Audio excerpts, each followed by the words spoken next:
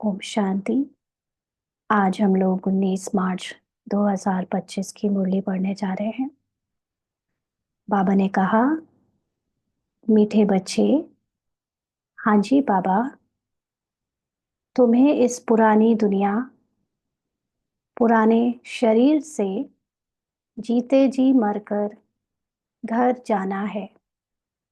इसलिए देह अभिमान छोड़ देही अभिमानी बनो।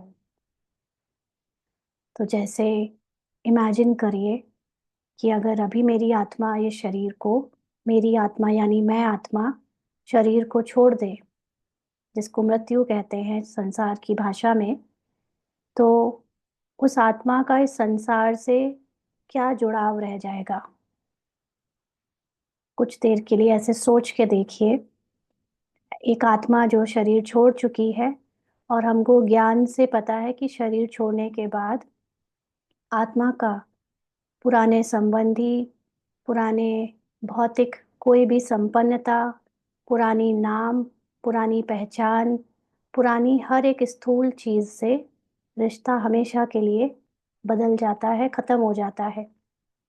तो जैसे वो एक शरीर छोड़ने के बाद आत्मा का सब चीज़ों से, बुद्धि, पुरानी चीज़ों से, मेमोरी से सब कुछ वॉश हो जाता है, ऐसे ही हमको यहाँ पर अभी जीते जी, यानी ये जो कैरेक्टर है, जो हम जिसको अपना शरीर, अपना नाम, अपना परिवार, अपनी पहचान, अपने अलग-अलग अचीवमेंट्स या प्राप्तियाँ समझते हैं भौतिक रूप में, उन सब से अपनी बुद्धि को ऐसे हटा दें कि जैसे ये मैं या मेरा है ही नहीं।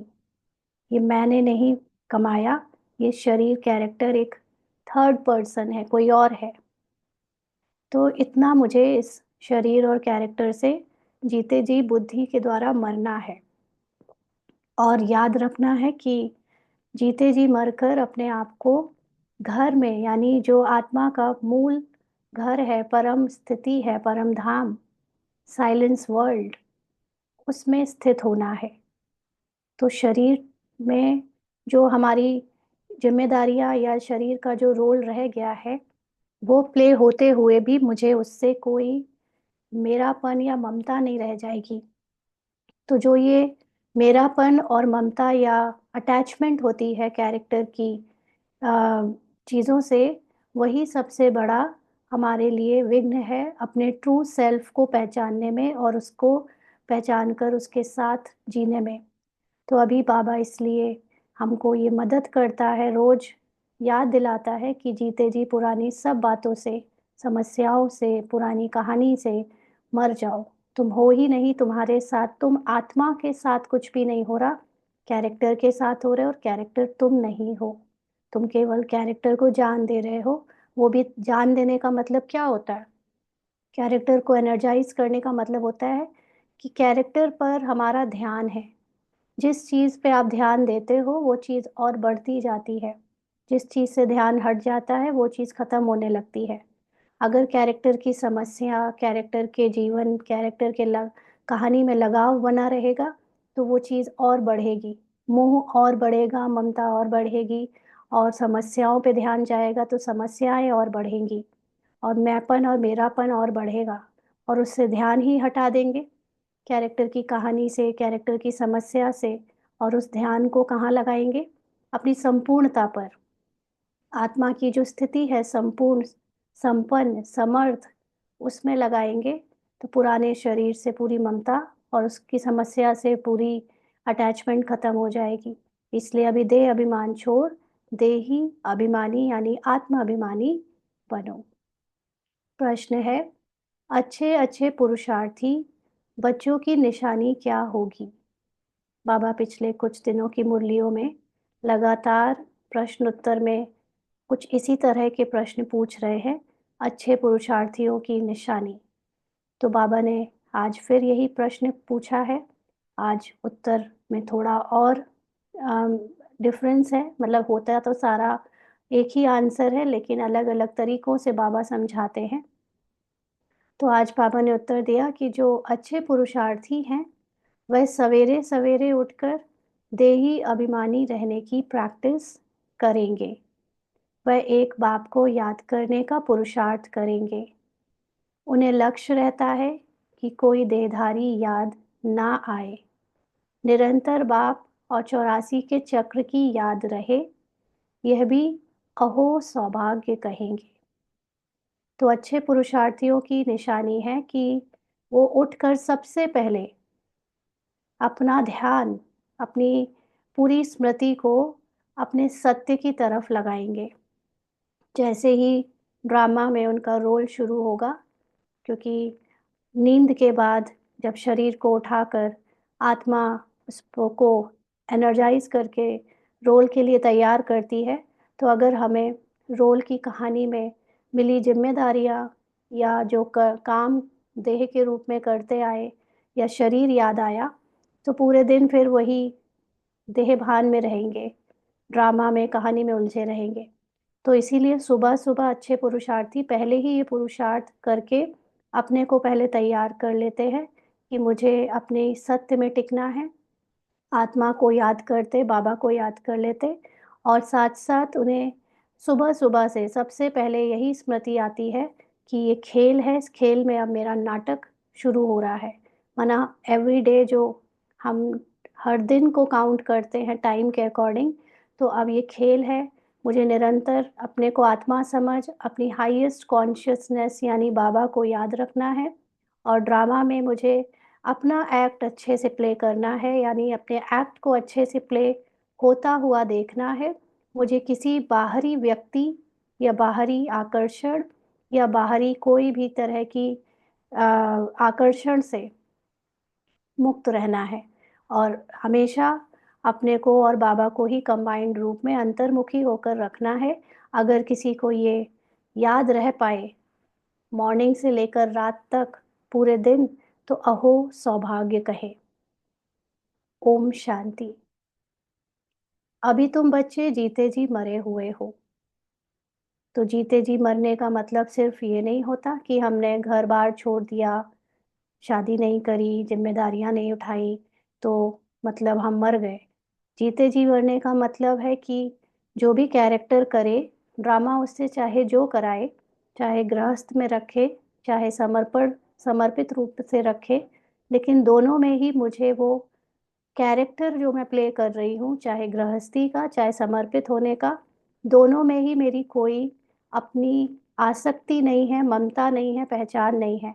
माना कैरेक्टर एकदम मेरे से अलग है। मैं सूक्ष्म, निराकारी, निर्विकारी, निरहंकारी आत्मा में स्थित हूँ, जिसका भौतिक या स्थूल कोई पहचान नहीं है जिसकी। तो जीते जी कैसे मरे हो? देह के अभिमान को छोड़ दिया, तो बाकी रही आत्मा। तो जैसे प्याज़ होती है, प्याज़ की लेयर्स को हटाते जाओ, तो अंत में खालीपन बचता है, कुछ नहीं बचता। तो ऐसे ही जब हम ये माइंड ने जितनी भी पहचानें इस संसार से बनाई हैं, वो सारी एक-एक करके पहचान मिटाते जाएँ, तो सारी पहचान मिटा देने के बाद जो रह जाता है, वो है आत्मा। तो आत्मा रह जाना का मतलब कोई स्थूल चीज़ नहीं रह जाती है जो दिखने में आएगी, लेकिन एक एहसास, एक नोइंग है कि मैं हूँ। ये सारा, अगर मैं रूपाली नहीं तो भी मैं हूँ, अगर मैं स्त्री नहीं तो भी मैं हूँ, अगर मैं अपने आप को जो अलग-अलग पहचानों से देखती हूँ, गुणों से, विशेषताओं से देखती हूँ, तो भी मैं हूँ। अगर मैं सारे संकल्पों से खुद को ख़त्म कर दूँ, तो भी मैं हूँ। सारे संस्कार ख़त्म कर दूँ, तो भी मैं हूँ। तो वो मैं हूँ, ये लास्ट में जो अपने होने का साक्षात्कार होता है, जिसको आत्मबोध कहते हैं, वो आत्मा मैं हूँ। तो शरीर तो ख़त्म हो जाता है, आत्मा नहीं मरती। बाप कहते हैं जीते जी अपने को आत्मा समझो और परमपिता परमात्मा के साथ योग लगाने से आत्मा पवित्र हो जाएगी। जितना जितना निराकार को याद करेंगे, उतना मैं भी अपनी निराकारी स्थिति में आती जाऊंगी और जितना मैं निराकारी स्थिति में स्थित होती जाऊंगी, उतना ही मेरे अंदर से, यानी मेरी ऊपर से, मुझ आत्मा के ऊपर जितने भी ईगो, झूठी पहचाने, देह अभिमान की अलग अलग स्मृतियाँ चढ़ी हुई हैं, वो क्लीन होती जाएंगी। तो देह अभिमान नहीं होगा, तो देह अभिमान में किए हुए कर्मों का फल भी मुझे प्रभावित नहीं करेगा, तो मैं पवित्र हो जाऊंगी। तो जब तक आत्मा बिल्कुल पवित्र नहीं बनी है, तब तक पवित्र शरीर मिल ना सके। तो आत्मा का पवित्र बनना मतलब आत्मा को ना कोई 5 विकार सताए, ना डर हो, ना किसी बात की चिंता हो, है ना? जितने भी हम लोग वर्ड्स यहाँ पर नेगेटिव वे में यूज़ करते हैं कि बॉडी में, शरीर में या कैरेक्टर में ये बातें होती हैं, वो सारी चीज़ें जब एकदम समाप्त हो जाएं, उसका ज्ञान होना भी ना अंदर रहे, तब कहे कि वो पवित्र हो गई है। और तब उसको पवित्र शरीर मिलता है जिसमें कोई बीमारी नहीं, कोई कमी नहीं, कोई कमज़ोरी नहीं, और एकदम कंचन काया, निरोगी काया मिलती है। तो आत्मा पवित्र बन गई, तो फिर यह पुराना शरीर आपे ही छूट जाएगा, क्योंकि इस शरीर में पहले से ही संकल्पों का असर है। क्योंकि फिजिकल रूप में शरीर में जितनी भी बीमारियां आती हैं, वो पहले सूक्ष्म शरीर के बीमार होने के कारण। सूक्ष्म शरीर के बीमार होने का मतलब है ऑरा जो है हमारा सूक्ष्म शरीर, उसमें संकल्पों में गिरावट है, यानी कोई ना कोई नेगेटिव बातों का प्रवाह है। तो उसकी वजह से सूक्ष्म शरीर से स्थूल शरीर में बीमारी कन्वर्ट हो जाती है।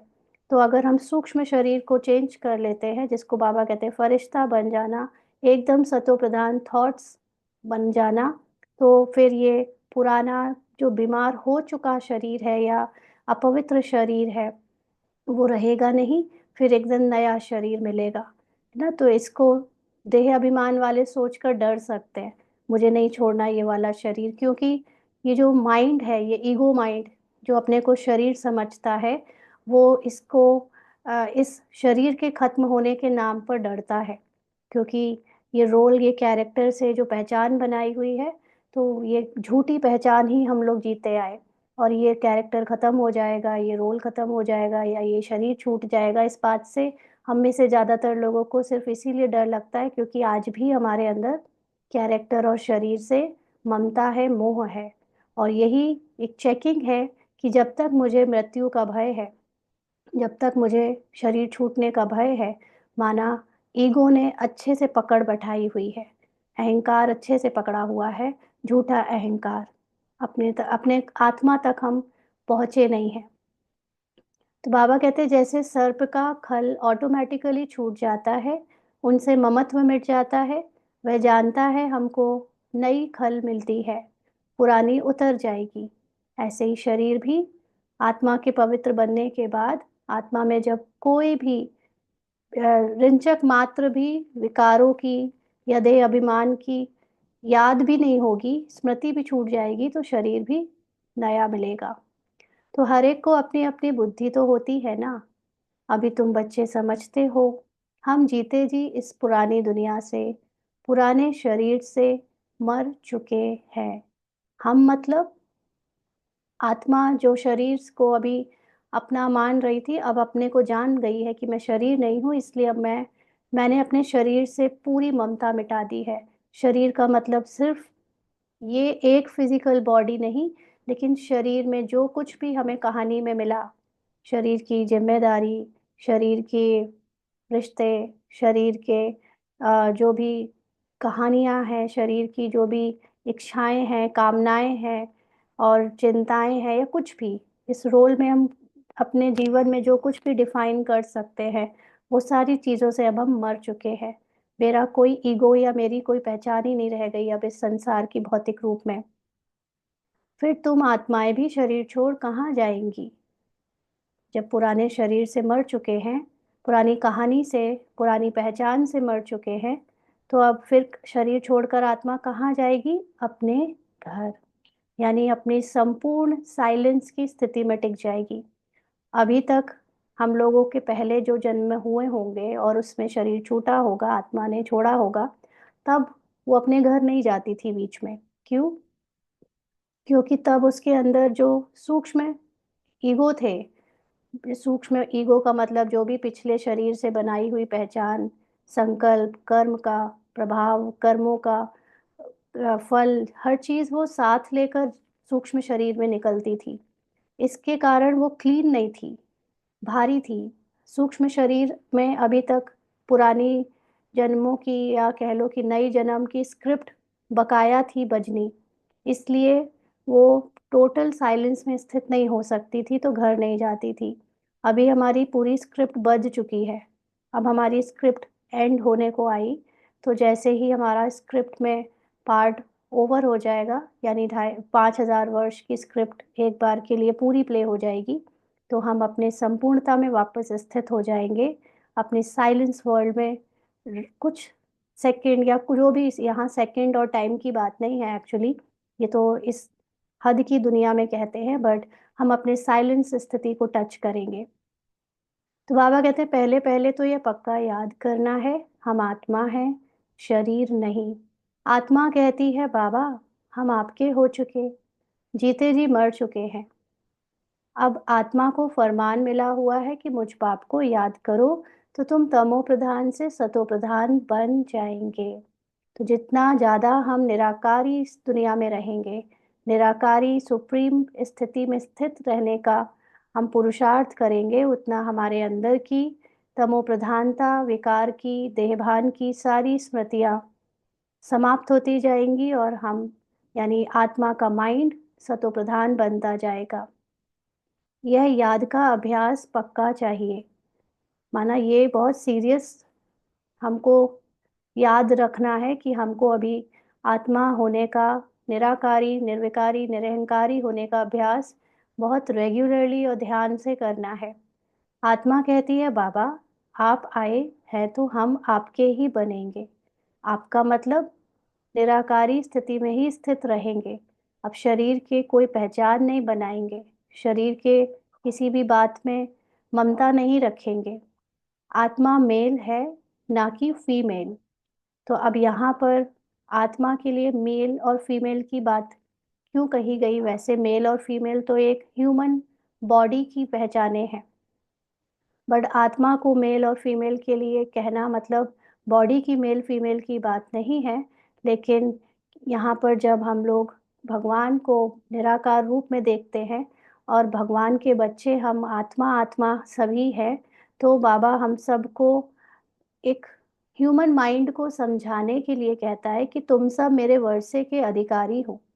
तो जब तुम मेरे वर्षे के अधिकारी हो, तो ह्यूमन वर्ल्ड में, इस देह की दुनिया में, बेटे को ही बाप के जायदाद का उत्तराधिकारी समझा जाता है।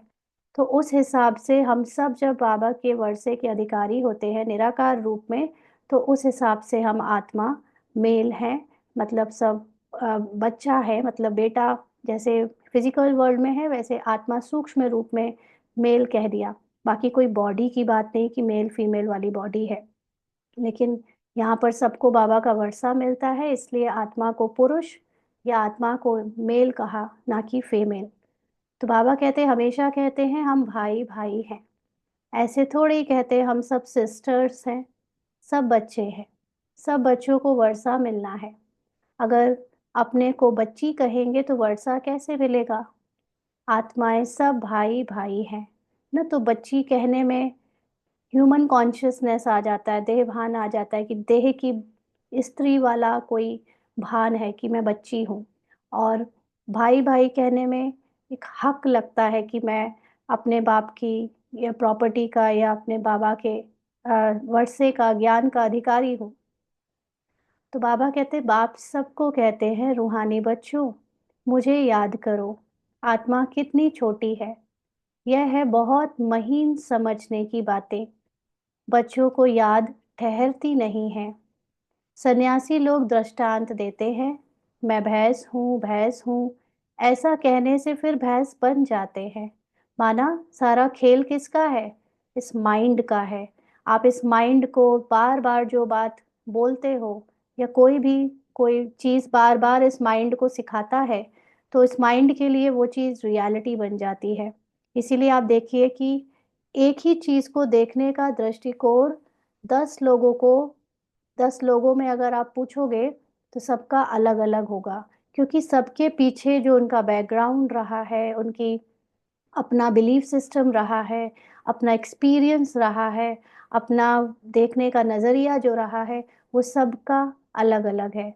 और इसीलिए जब हम एक बच्चा होता है, फिर वो बड़ा होता है, तो उसके बचपन से बड़े होते-होते उसके ऊपर बहुत सारी प्रोग्रामिंग हो जाती है। उसको बहुत सारे लोग, बहुत सारी चीज़ें डायरेक्टली और इनडायरेक्टली उसको कई सारी विश्वास बना देते हैं, उसके बिलीफ्स बना देते हैं। तो ऐसे ही अभी अब बाबा की रोज़ पढ़ाई पढ़ना, बाबा की पढ़ाई से रोज़ अपने मनन चिंतन को पावरफुल बनाते जाना, इससे हम जिस चीज़ पर विश्वास करने लगेंगे, वो चीज़ प्रैक्टिकली रियलिटी में बदल जाएगी। तो जैसे कोई अगर ये मान ले, बोलता रहे अपने आप को कि मैं भैंस हूँ, तो एक्चुअली उसके अंदर शरीर तो वही है, लेकिन उसको ऐसे लगने लगेगा कि वो बिल्कुल भैंस के जैसा ही है और उसकी अंदर से जो हरकतें होंगी वो भैंस जैसी हो जाएँगी। क्योंकि माइंड में ये डिफ़रेंस करने की काबिलियत नहीं होती कि कोई चीज़ वा बाहर रियलिटी में वैसी है या आप माइंड से सोच रहे हो। माइंड सबको रियलिटी समझता है अगर कोई बात माइंड में जा रही है तो। तो इसी तरह यहाँ पर भी बाबा कहते हैं कि अगर अपने को बार-बार कहोगे कि मैं समझोगे कि मैं आत्मा हूँ, निराकारी हूँ, निर्विकारी, निरहंकारी और भी आत्मा का जो स्वमान बाबा ने हमें दिया है, वो बार-बार रिपीट करोगे, याद करोगे, तो आपको वो अनुभव होना शुरू हो जाएगा आत्मा वाला, है ना? तो अब वास्तव में भैंस कोई बनते थोड़े ही हैं, शरीर थोड़ी भैंस जैसा हो जाता है। बाप इसी तरह जब हम ये कहते हैं कि मैं आत्मा हूँ, तो ऐसा नहीं कि शरीर छोड़कर आत्मा बन जाऊँगी। आत्मा मैं हूँ ही, आत्मा का मतलब होता है कि मुझे एहसास है कि मैं हूँ और मैं ये शरीर नहीं हूँ। आत्मा का मतलब बाबा जब हमें ये कहता है कि आत्मा बहुत छोटी है, तो बाबा ये इसलिए कह रहा है क्योंकि हमको कोई ना कोई साइज़ या शेप चाहिए। कुछ भी चीज़ के बारे में बात करने के लिए, उसका नाम भी चाहिए, नहीं तो बात कैसे करें उस चीज़ के बारे में? तो वो नाम, आत्मा, रूप, बिंदु, है ना? निराकार बिंदु या पॉइंट ऑफ लाइट ऐसे कहना पड़ता है कि इतनी छोटी, इससे छोटा कुछ नहीं। तो लाइट का जैसे एक छोटा-सा कण होता है, फोटॉन, ना ऐसे ही आत्मा।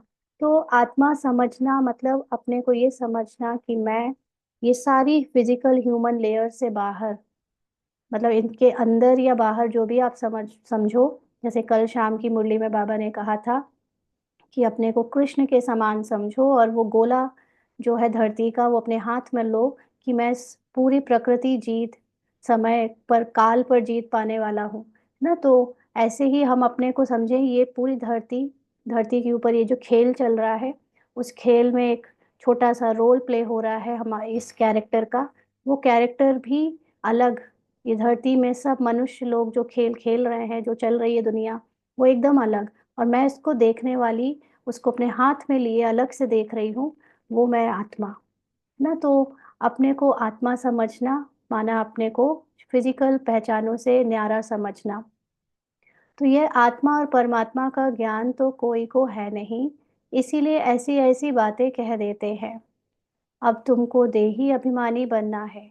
हम आत्मा हैं, यह पुराना शरीर छोड़ हमको जाए, नया लेना है। मनुष्य मुख से कहते भी हैं कि आत्मा स्टार है, भ्रकुटी के बीच में रहती है। फिर कह देते अंगुष्ठे मिसल। तो क्योंकि क्लैरिटी नहीं है नॉलेज की, तो कभी स्टार कह देते, कभी अंगुष्ठे मिसल कह देते। मनुष्य का मतलब जिनको नॉलेज पूरी नहीं है, जो मन के वश होकर अलग-अलग बिलीफ्स मानकर कभी कुछ कहते हैं, कभी कुछ कहते हैं। अब सितारा कहाँ और अंगुष्ठा कहाँ? अंगुष्ठा मतलब अंगूठा, अंगूठे का ये छोटा-सा हिस्सा। और फिर मिट्टी के शालिग्राम बैट बनाते हैं। इतनी बड़ी आत्मा तो हो नहीं सकती। मनुष्य देह अभिमानी है ना, तो बनाते भी मोटे रूप में है। मोटी बुद्धि है, मनुष्य के रूप में मन के वश हैं, तो हर चीज़ को बड़ा आकार, बड़ा रूप दे के रखते हैं। यह तो बड़ी सूक्ष्म महीनता की बातें हैं। सूक्ष्म का मतलब छोटी-छोटी-छोटी नहीं, लेकिन सूक्ष्म का मतलब जो बातें मोटी बुद्धि से नहीं समझी जा सकती, सूक्ष्म बुद्धि से समझी जा सकती है। माना जो बातें बहुत सटल है, बहुत बारीक है, जिनको समझने के लिए बहुत रिफाइंड, साफ सुथरी बुद्धि चाहिए। केवल वही समझ सकता है सूक्ष्मता और महीनता की बातें। तो भक्ति भी मनुष्य एकांत में कोठी में बैठ करते हैं। तुमको तो गृहस्थ व्यवहार में, धंधे आदि में रहते हुए बुद्धि में यह पक्का करना है कि हम आत्मा हैं। इसीलिए जब घर गृहस्थी का पार्ट मिला होता है, तो हमारे लिए ये बहुत जरूरी है कि हम थोड़ा जितना जरूरी कर्तव्य है, जितने जरूरी कार्य व्यवहार है, वो ही करें। बाकी चीजों में थोड़ा एकांत निकालें, एकांत में रहें। और अगर कईयों के बीच में रहना भी पड़ता है, तो सब बातों में अपना इंटरफेरेंस ना दें। जरूरी नहीं कि हम घर में जितने भी काम काज होते हैं, सब में अपनी बुद्धि लगाएं और सब में अपने निर्णय देने की कोशिश करें या इंटरफेयर करने की कोशिश करें। आपकी अकेले की जिम्मेदारी को छोड़कर बाकी जितनी भी जिम्मेवारियां हैं, अगर कोई दूसरा उसको उठा रहा है तो उन्हें उठाने दें।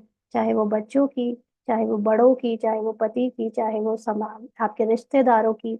अगर कोई और है उनके बारे में सोचने वाला, करने वाला, तो उनको करने दें। आप अपने आप को सिर्फ और सिर्फ बुद्धि को अपने आत्मा में स्थित करके बाबा को याद करने में लगाएं। क्योंकि जब हम इस स्थिति में स्थित होते हैं, तो अपने एक्सपीरियंस से हम बता रहे हैं कि दूसरे लोग बहुत एक्सपर्टनेस से दूसरे काम अपने आप संभाल लेते हैं और बहुत अच्छे से करते हैं। और हमें लगता है कि अगर मैं माँ हूँ तो मुझे बच्चों के बीच में इंटरफेयर करना ही चाहिए, मुझे उनके डिसीजन में मदद करनी चाहिए, या मुझे दूसरा क्या लेन देन हो रही है गृहस्थियों के बीच में, वो सब में ध्यान देना चाहिए, या मुझे बाहर समाज में क्या हो रहा है उसके बारे में कुछ अपनी राय देनी चाहिए, उसमें भी इंटरफेयर करना चाहिए। नहीं, इस समय सबसे पहले हमारे लिए जरूरी है कि बाकी के सारे काम के लिए बाबा ने रोल, डायरेक्टर ने रोल चूज कर रखे हैं। बाकी के रोल्स को वो सारे दूसरे बाहर वाले जिनको ये ज्ञान नहीं है, जो ये पुरुषार्थ नहीं कर रहे हैं, वो सब प्ले कर सकते हैं। आपकी एक्टिंग में आपको रोल मिला है कि आप अपने को निराकार रूप में टिकाओ। हमारी एक्टिंग सिर्फ यही होनी चाहिए, हमारा ध्यान पुरुषार्थ इसी में सबसे ज्यादा होना चाहिए। और बाकी जिनको करना पड़ रहा है, नहीं है कोई और उनके बिहाफ में बाकी की चीजें जिम्मेदारियां उठाने वाला, तो फिर एकदम ट्रस्टी होकर कि कोई अटैचमेंट ना हो, ऐसे बाबा पर छोड़कर निश्चय बुद्धि होकर समर्पण बुद्धि के साथ प्ले करना चाहिए कि ऊपर से रोल डिसीजन लेता रहे, ऊपर से रोल जिम्मेदारियां उठाता रहे, लेकिन अंदर से मेरी स्थिति सिर्फ और सिर्फ बाबा की याद में, अपने आत्मा की स्मृति में रहे। तो ऐसे हमको गृहस्थ व्यवहार में खास ध्यान देना पड़ता है, क्योंकि हमारे पास डेडिकेटेड समय या डेडिकेटेड कोई सेवा या जीवन नहीं है कि हमको बाबा की याद में रहने के लिए बनी बनाई कोई प्लेटफॉर्म मिलेगा। हमें उसी जंजाल में से समय निकालना पड़ेगा जो कि गृहस्थियों को मिलता है ना। इसलिए शंकर का वो दिखाया है, शंकर की जटाएं खुली हुई दिखाई हैं और उसमें से गंगा बहती हुई दिखाई है। तो जटाओं का मतलब क्या, ये पूरा ये जो भौतिक जीवन है, ये जो संसारी जीवन मिला है, वो जटाओं की तरह फैला पड़ा है। हमें उसमें से अपनी ज्ञान गंगा में अपनी स्थिति स्थित रखनी है ना, और अपने को आत्मा समझकर निरंतर ये अभ्यास करते रहना है। तो बाप कहते हैं, मैं तुम्हारा बाप भी इतनी छोटी बिंदु हूँ, ऐसे नहीं कि मैं बड़ा हूँ, मेरे में सारा ज्ञान है ना। बाबा बिंदु का मतलब भी ये भी नहीं कि कोई कैसेट है, फिर कोई माइक्रोचिप है, ऐसा नहीं है। बिंदु एक एक नोइंग है कि मैं हूँ और मेरे में सारा ज्ञान है। मतलब जैसे ही पहले भी हम लोगों को बाबा समझा चुका है कि मैं जब ज्ञान का सागर हूँ, प्रेम का सागर, बाकी का सागर बाद में आता है। सबसे पहली चीज जो बाबा की महिमा में गाई जाती है वो है ज्ञान का सागर। और बाबा हमारे सामने प्रत्यक्ष भी ज्ञान से हुआ है ना। तो बाबा ज्ञान है, और वही चीज जब मेरे अंदर आती जाती है तो मैं और बाबा समान बनने लगते हैं। तो आत्मा और परमात्मा दोनों एक जैसे ही हैं, सिर्फ उनको सुप्रीम कहा जाता है। परमात्मा में ज्ञान पूरा है, संपूर्णता में है, और साथ साथ वो कभी भूलता भी नहीं है। और हमारे अंदर ज्ञान हम माइंड के रूप में जब आ जाते हैं, आत्मा का माइंड जो है स्क्रिप्ट अनुसार रजोतमो में चला जाता है, तो अपने को असंपूर्ण समझने लगता है, ज्ञान भूल जाता है, इसलिए हमको आत्मा कहने लगते हैं। अदरवाइज जब संपूर्णता में होते हैं तो आत्मा और परमात्मा में फिर कोई अंतर नहीं रह जाता। लेकिन परमात्मा हमेशा सुप्रीम है, आत्मा गिरती है, आत्मा का कैरेक्टर वाइज रोल चेंज होता है, तो वो सुप्रीम नहीं कही जा सकती। तो बाबा कहते हैं यह ड्रामा में नूंद है। बाप कहते हैं मैं तो अमर हूँ, मैं अमर ना होता तो तुमको पावन कैसे बनाऊं, तुमको स्वीट चिल्ड्रन कैसे कहूँ। तो अमर तो आत्मा भी होती है, लेकिन हम खुद को आत्मा समझते नहीं। हम ये माइंड आत्मा से जो निकला है वो अपने को शरीर समझने लगता है, तो मृत्यु और जन्म के बीच में भटक जाता है, यानी पतित बन जाता है। और बाबा हमेशा अमर है, माना बाबा कभी भी माइंड के वश नहीं होता, कैरेक्टर में आता ही नहीं, तो इसलिए वो हमेशा अमर है और पावन बनाने के लिए एक रिजर्व्ड रोल है। तुमको स्वीट चिल्ड्रन कैसे कहूँ, आत्मा ही सब कुछ करती है, बाप आकर देही अभिमानी बनाते हैं, इसमें ही मेहनत है। अपने को आत्मा समझने में, अटेंशन रखने में, ज्ञान को धारण करने में मेहनत है।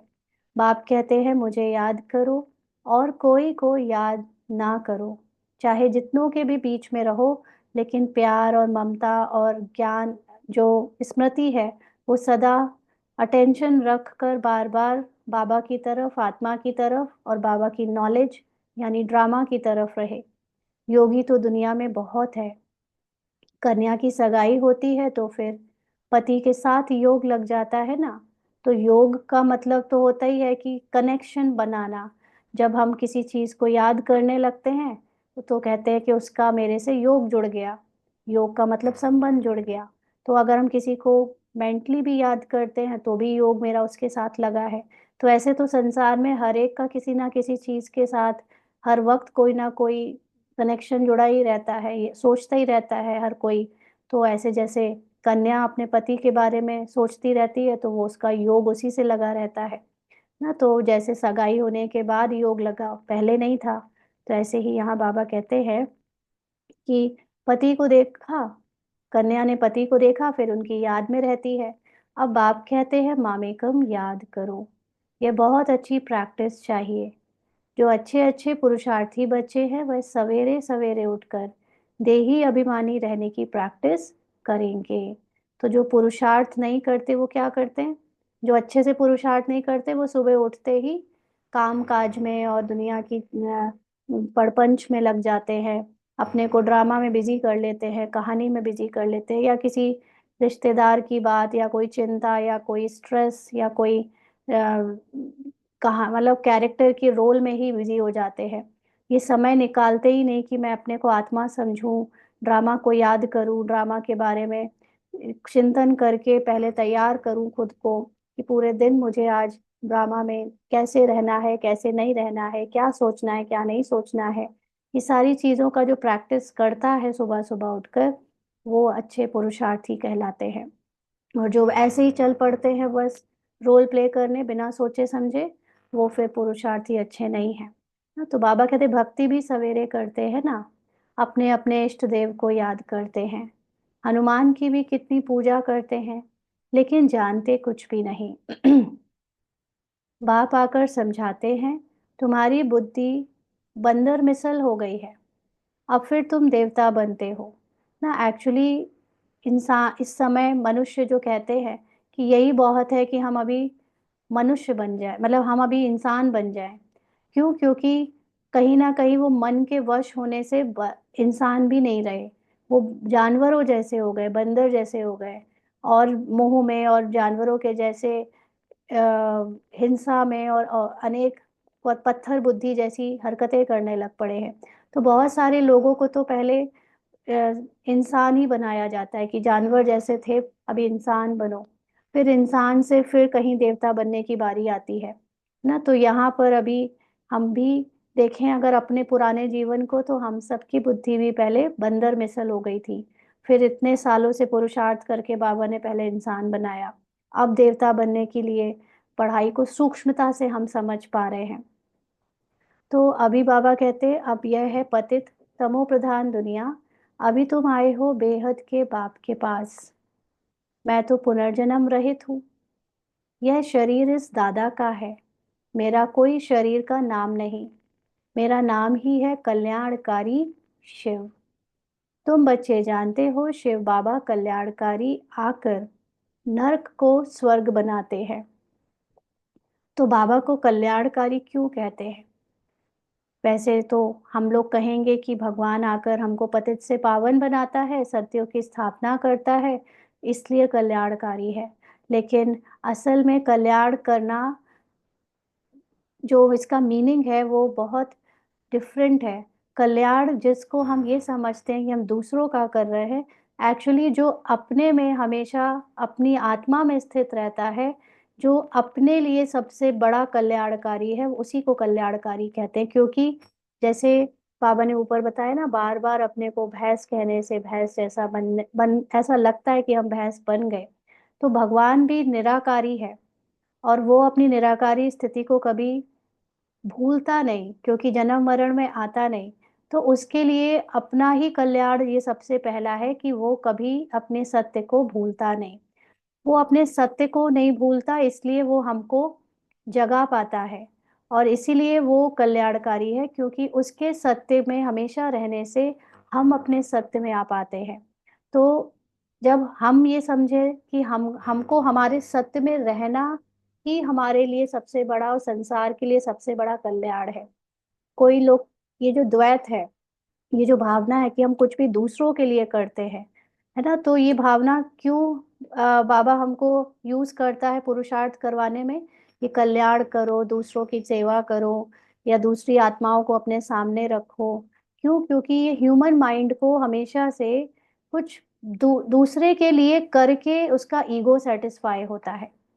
ये जो ह्यूमन माइंड है, मनुष्य का मन है, ये समझता है कि हमारी कुछ पहचान होनी चाहिए, और हम जब दूसरों के लिए कुछ करते हैं तो this mind feels very good, कि इस माइंड को लग रहा है कि हाँ, मैं कुछ करने लायक हूँ, मैं इम्पोर्टेंट हूँ, मैं, मतलब वो अपने आप को संपूर्ण समझता है दूसरों के लिए कुछ करके। तो ये जो असंपूर्णता की मनुष्य जीवन में एक भावना है कि हम दूसरों के लिए करके अपने को संपूर्ण समझें, ये भावना को बाबा पुरुषार्थ में यूज करवाता है ना। कल किसी भाई ने, आपने पूछा था कि जो बाबा ये लाइन बोलता है कि हर कर्म करते सभी आत्माओं को अपने सामने रखो, इसका क्या मीनिंग है? तो हम आपको मैसेज में रिप्लाई नहीं कर सके, क्योंकि एक्चुअली हम अब इस समय किसी के लिए कुछ कर नहीं रहे, हम उस भावना से बाहर आ चुके हैं। हमको अभी ये बाबा ने क्लियर कर दिया है कि एक्चुअली दूसरों के लिए कुछ भी किया नहीं जा सकता। दूसरों को तो स्क्रिप्ट अनुसार जो जिसका पार्ट है वो वैसे बजना ही है। सिर्फ अपने लिए किया जा सकता है, और अपने लिए ये कि आप अपनी संपूर्ण आत्मा में स्थित होकर इस ड्रामा को क्रिएट करो। माना वैसे तो हम ड्रामा को क्रिएट नहीं कर सकते, ऑलरेडी क्रिएटेड है। लेकिन जब, जैसे कल बाबा ने कहा कि आप ड्रामा को अब बाबा के समान जान गए हो, इसलिए आप भी रचयिता बन गए हो। तो जब हम अच्छे से आत्मा को समझ लेते हैं, परमात्मा को समझ लेते हैं, ड्रामा को समझ लेते हैं, तो एक्चुअली जैसे अभी तक खेल चलता आ रहा था, जिसमें सफरिंग थी, जिसमें हमें लगता था कि हम परिस्थितियों से परेशान हो रहे हैं, या हमारे अंदर जो विकार है, हम कमी कमजोरियों से गुजर रहे थे, जब ड्रामा आत्मा परमात्मा सब समझ आ गया, तो now I am creating a new script. Now I am no more oblige to do, कि जो स्क्रिप्ट में अभी तक हुआ वो मैं दोबारा अब भी करती रहूं। अब मैंने माइंड को समझ लिया है कि ये सारी सफरिंग इस माइंड की क्रिएशन है। ये पूरा ड्रामा जो अभी तक सफरिंग करा रहा था, मुझे दुख दे रहा था, उसमें सारा खेल बाहर नहीं, मेरे माइंड ने रचा था। मेरे माइंड ने मुझे ऐसे बिलीव करवाया कि दुख है, अशांति है, और लोग गलत है, दूसरों को ब्लेम कराया या खुद को ब्लेम कराया, कैरेक्टर को ब्लेम कराया। और कैरेक्टर मैं खुद को समझती थी, आत्मा कैरेक्टर से बाहर नहीं समझती थी अपने को। तो इसलिए जब ये क्लियर हो गया, तो अभी मैं किसी को देखती नहीं हूँ, मैं किसी आत्मा को सामने नहीं रखती, मैं सिर्फ अपने आप को बाबा के सामने रखती हूँ। बाबा ने वो बात इसलिए बोली थी क्योंकि उसको मनुष्य मन सुनते हैं, और मनुष्य मन को ये बड़ा अच्छा लगता है कि हम मनसा सेवा करें, हम दूसरों को साकाश दें, हम दूसरों के लिए कुछ करें ताकि हम इम्पोर्टेंट फील करें। और हम इम्पोर्टेंट इसलिए फील करना चाहते हैं क्योंकि कहीं ना कहीं अभी तक हमको अनइम्पॉर्टेंट होने की फीलिंग थी। हम बहुत इम्पोर्टेंट हैं नहीं। तो जब आपके अंदर असंपूर्णता का भाव होता है तभी आपको किसी दूसरी चीज की जरूरत पड़ती है कि आपको संपूर्ण वो मेहनत फील कराए। लेकिन जब आप आत्मा में स्थित हो जाते हो, आपको अपनी संपूर्णता पर पूरा निश्चय होता है, तो आपको किसी के लिए कुछ करके संपूर्ण बनने की अब जरूरत ही नहीं रहती, जिज्ञासा ही नहीं रहती। आप हो ही संपूर्ण। तो वो संपूर्णता सिर्फ लगातार स्थिति में याद रहे, स्मृति में याद रहे, उसके लिए मैं सिर्फ खुद को याद अपने बाबा के सामने रखती हूँ। और बाबा की संपूर्णता में खुद को देखती हूँ, इसलिए अब मैं किसी और को देखती ही नहीं। संसार में मुझे कोई और दूसरा आत्मा दिखता ही नहीं। मुझे लगता ही नहीं कोई और है मेरे सिवा। क्योंकि हर दूसरा व्यक्ति जो व्यक्ति के रूप में, मनुष्य के रूप में दिख रहा है, वो मेरे माइंड की क्रिएशन है। उसकी कमी, उसकी कमजोरी, उसका पार्ट, उसका एक्ट, उसका डायलॉग, इस माइंड ने ही उसको देखकर, उसके बारे में नाम रूप में फंस कर, उसके उसको जज करके मुझ तक पहुंचाकर, उसको चेंज करके कहानी बनाकर परोसा है। तो अब मैं दूसरों को नहीं देखती, मुझे किसी की कोई कहानी में मतलब ही नहीं है। मुझे सिर्फ और सिर्फ अपनी संपूर्णता, अपने सातों गुणों की जो संपूर्ण स्थिति है, शक्तियों की संपूर्ण स्थिति है, सिर्फ उसी को बार बार बार बार याद करने का पुरुषार्थ करना है, और वही कर रही हूँ। इसलिए उस लाइन को आप किस स्मृति से सुन रहे हो, ये आंसर इस पर निर्भर करता है। इसलिए हम आपको उस तरह से आंसर नहीं दे पाए, बाबा पर छोड़ दिया आंसर देना। और इस समय बाबा आंसर दे रहा है कि आप अभी कौन सी स्थिति में हो।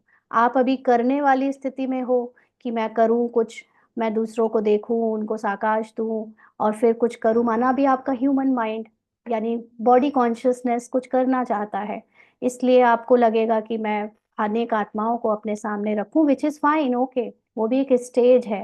लेकिन अभी this stage is beyond that, क्योंकि वो अभी कुछ करने वाली स्थिति से ऊपर अकर्ता की स्थिति का पुरुषार्थ चल रहा है कि हम कुछ करते ही नहीं ना। तो उस हिसाब से उस चीज को एक्सप्लेन करना मतलब मेरे लिए एज अ कैरेक्टर पॉसिबल नहीं था। क्योंकि अभी आत्मा की स्थिति में स्थित होकर जो हम कर रहे हैं, हम आपको वही बता सकते हैं।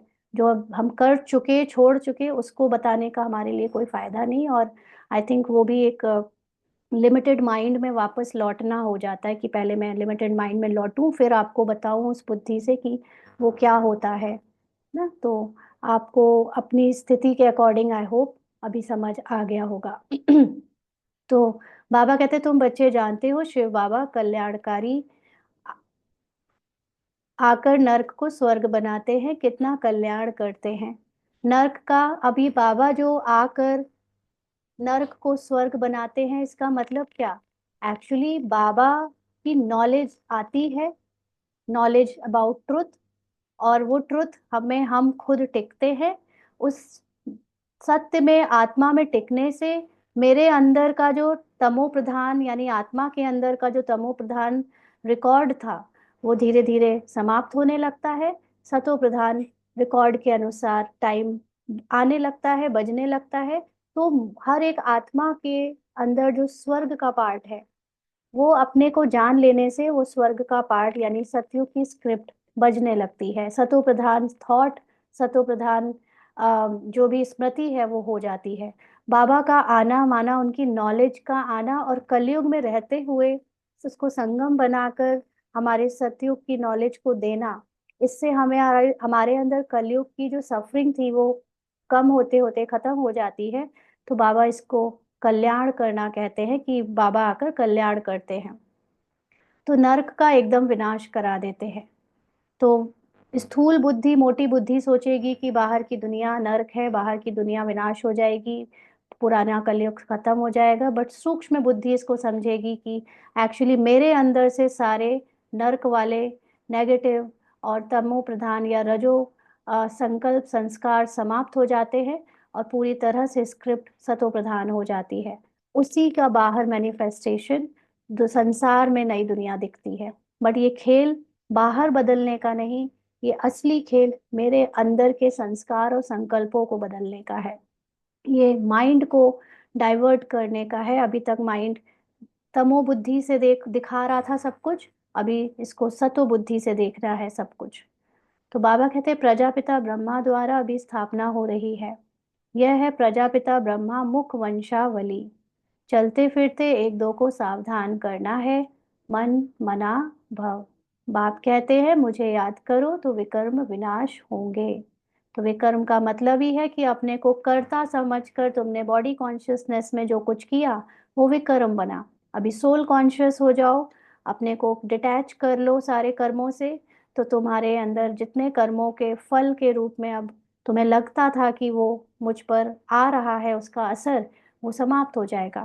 क्योंकि अब तुम आत्मा में स्थित हो जाओगे तो बॉडी कैरेक्टर में परिस्थितियों में कुछ भी सीन बजे, मेरा उसमें कोई अटैचमेंट नहीं है, तो मैं बिल्कुल बाबा की याद में रहकर उस सीन को बस बजता हुआ देखूंगी, तो मुझे उससे फर्क ही नहीं पड़ेगा, असर ही नहीं आएगा मेरे ऊपर।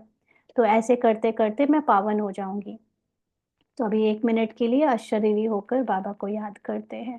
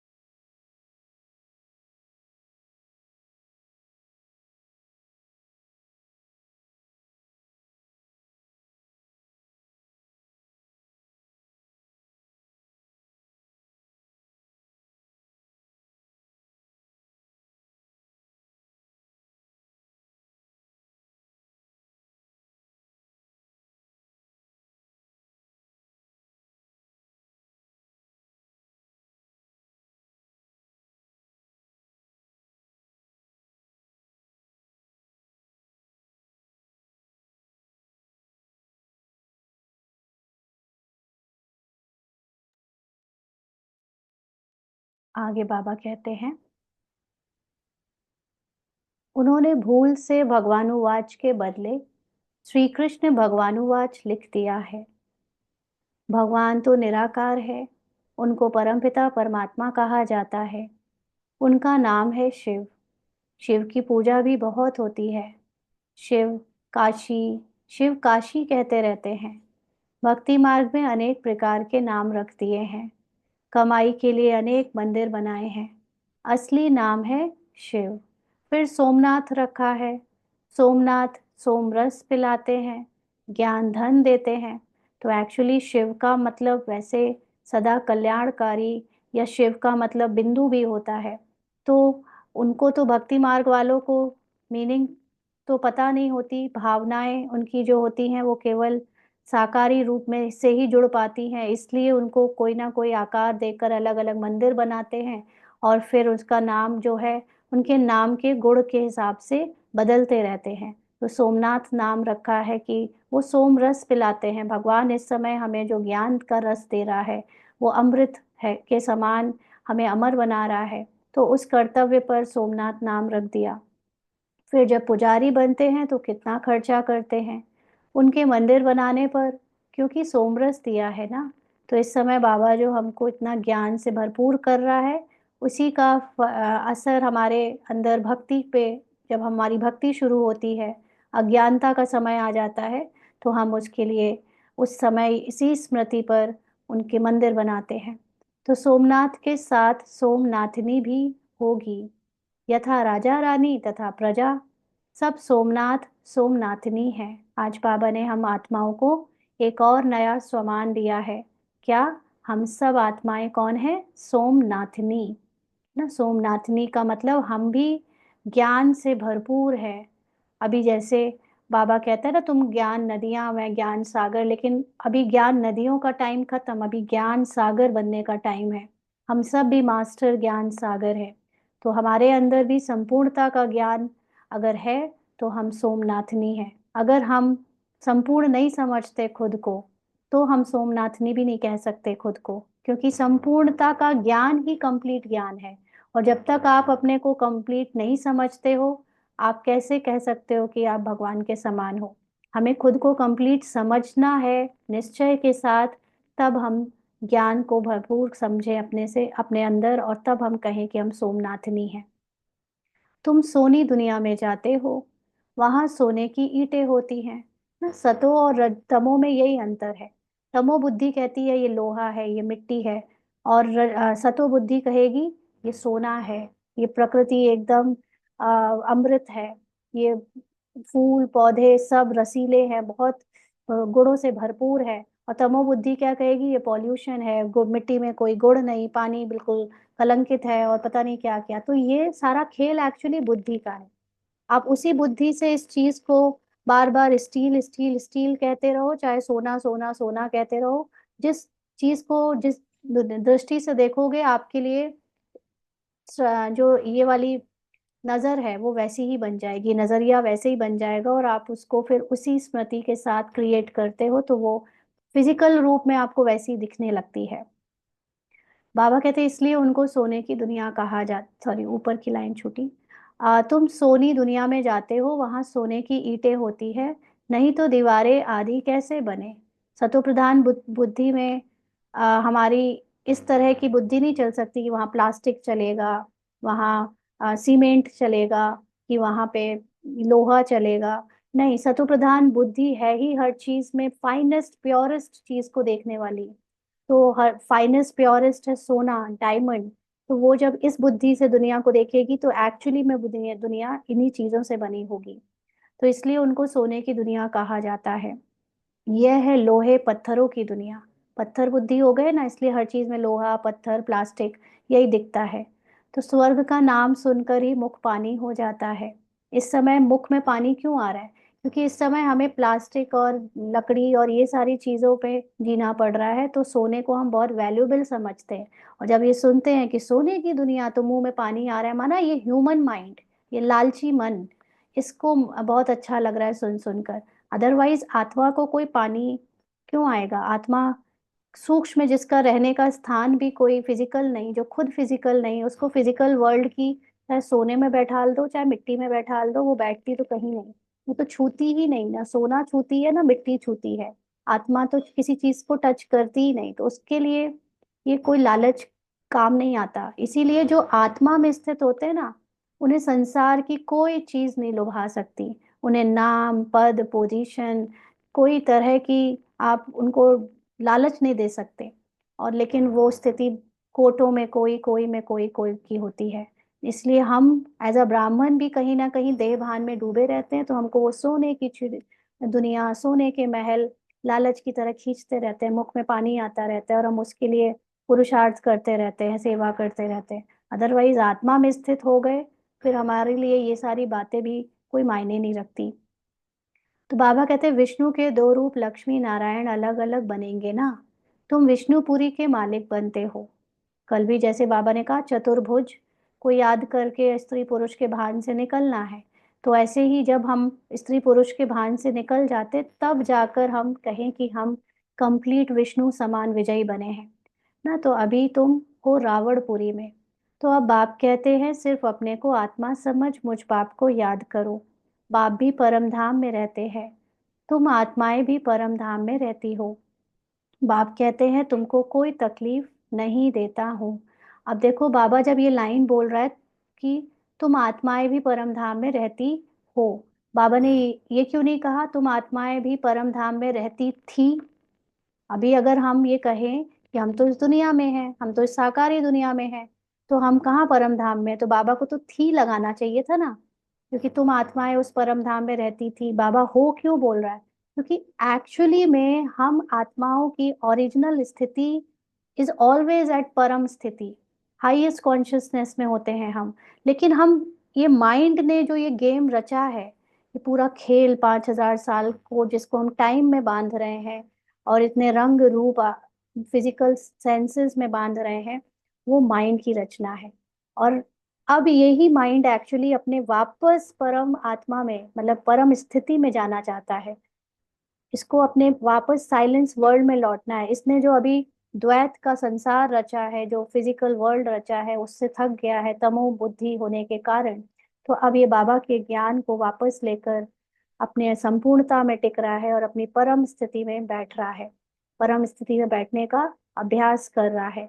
तो उसी इसीलिए बाबा ने कहा कि तुम आत्माएं भी परम धाम में रहती हो, माना हमको अपने आप को हमेशा परम धाम में रहने वाली आत्मा ही अनुभव करना है, और ड्रामा के कैरेक्टर को जो चल रहा है उसको साक्षी होकर परम धाम से देखना है, ह्यूमन वर्ल्ड में आकर नहीं देखना है।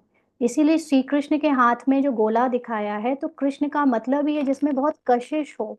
किसमें कशिश होती है? आत्मा में कशिश होती है। तो मैं अपने को जब संपूर्ण आत्मा की स्मृति में रखती हूँ तो मुझ में बहुत कशिश होती है, मतलब मुझ में मैग्नेटिक पावर है, मुझ में अट्रैक्शन की पावर है।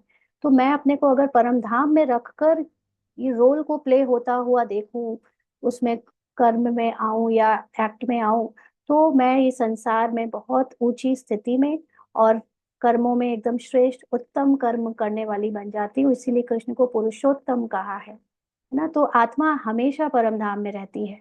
हम भी अभी आत्मा, अगर आप अपने को सच में आत्मा समझोगे तो आप परम धाम में हो।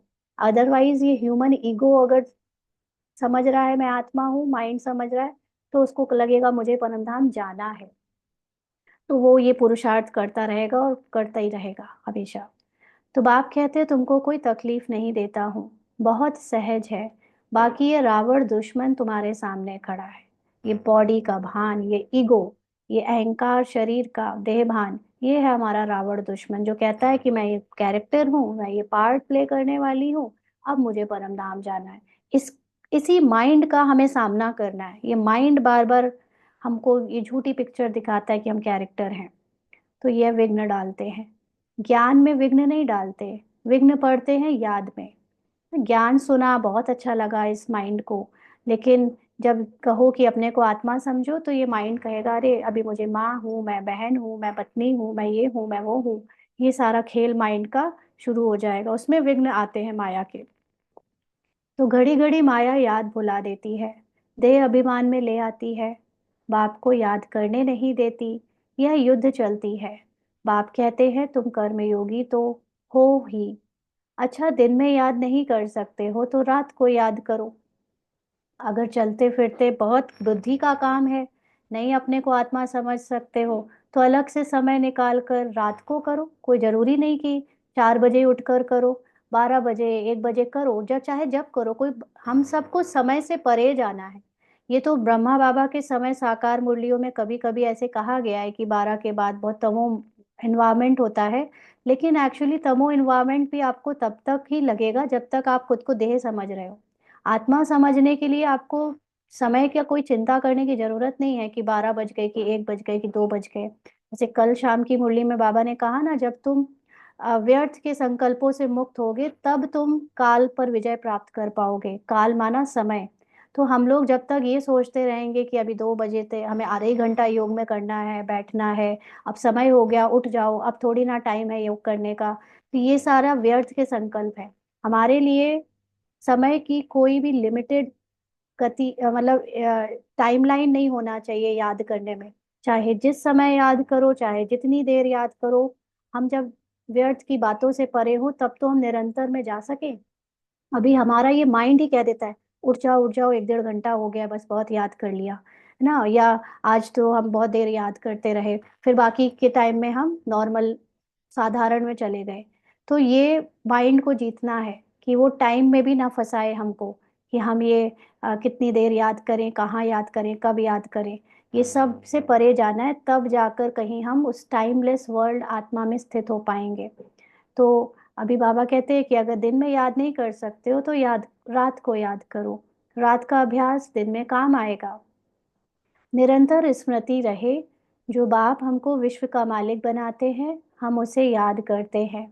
बाप की याद और 84 जन्मों के चक्र की याद रहे तो अहो सौभाग्य। तो ये भी याद समझना है इस बात को, कि कई बार आप में से कई लोग कहते हैं हमें याद नहीं रहती। ये संकल्प भी व्यर्थ का संकल्प है, ये संकल्प भी नहीं आने दो।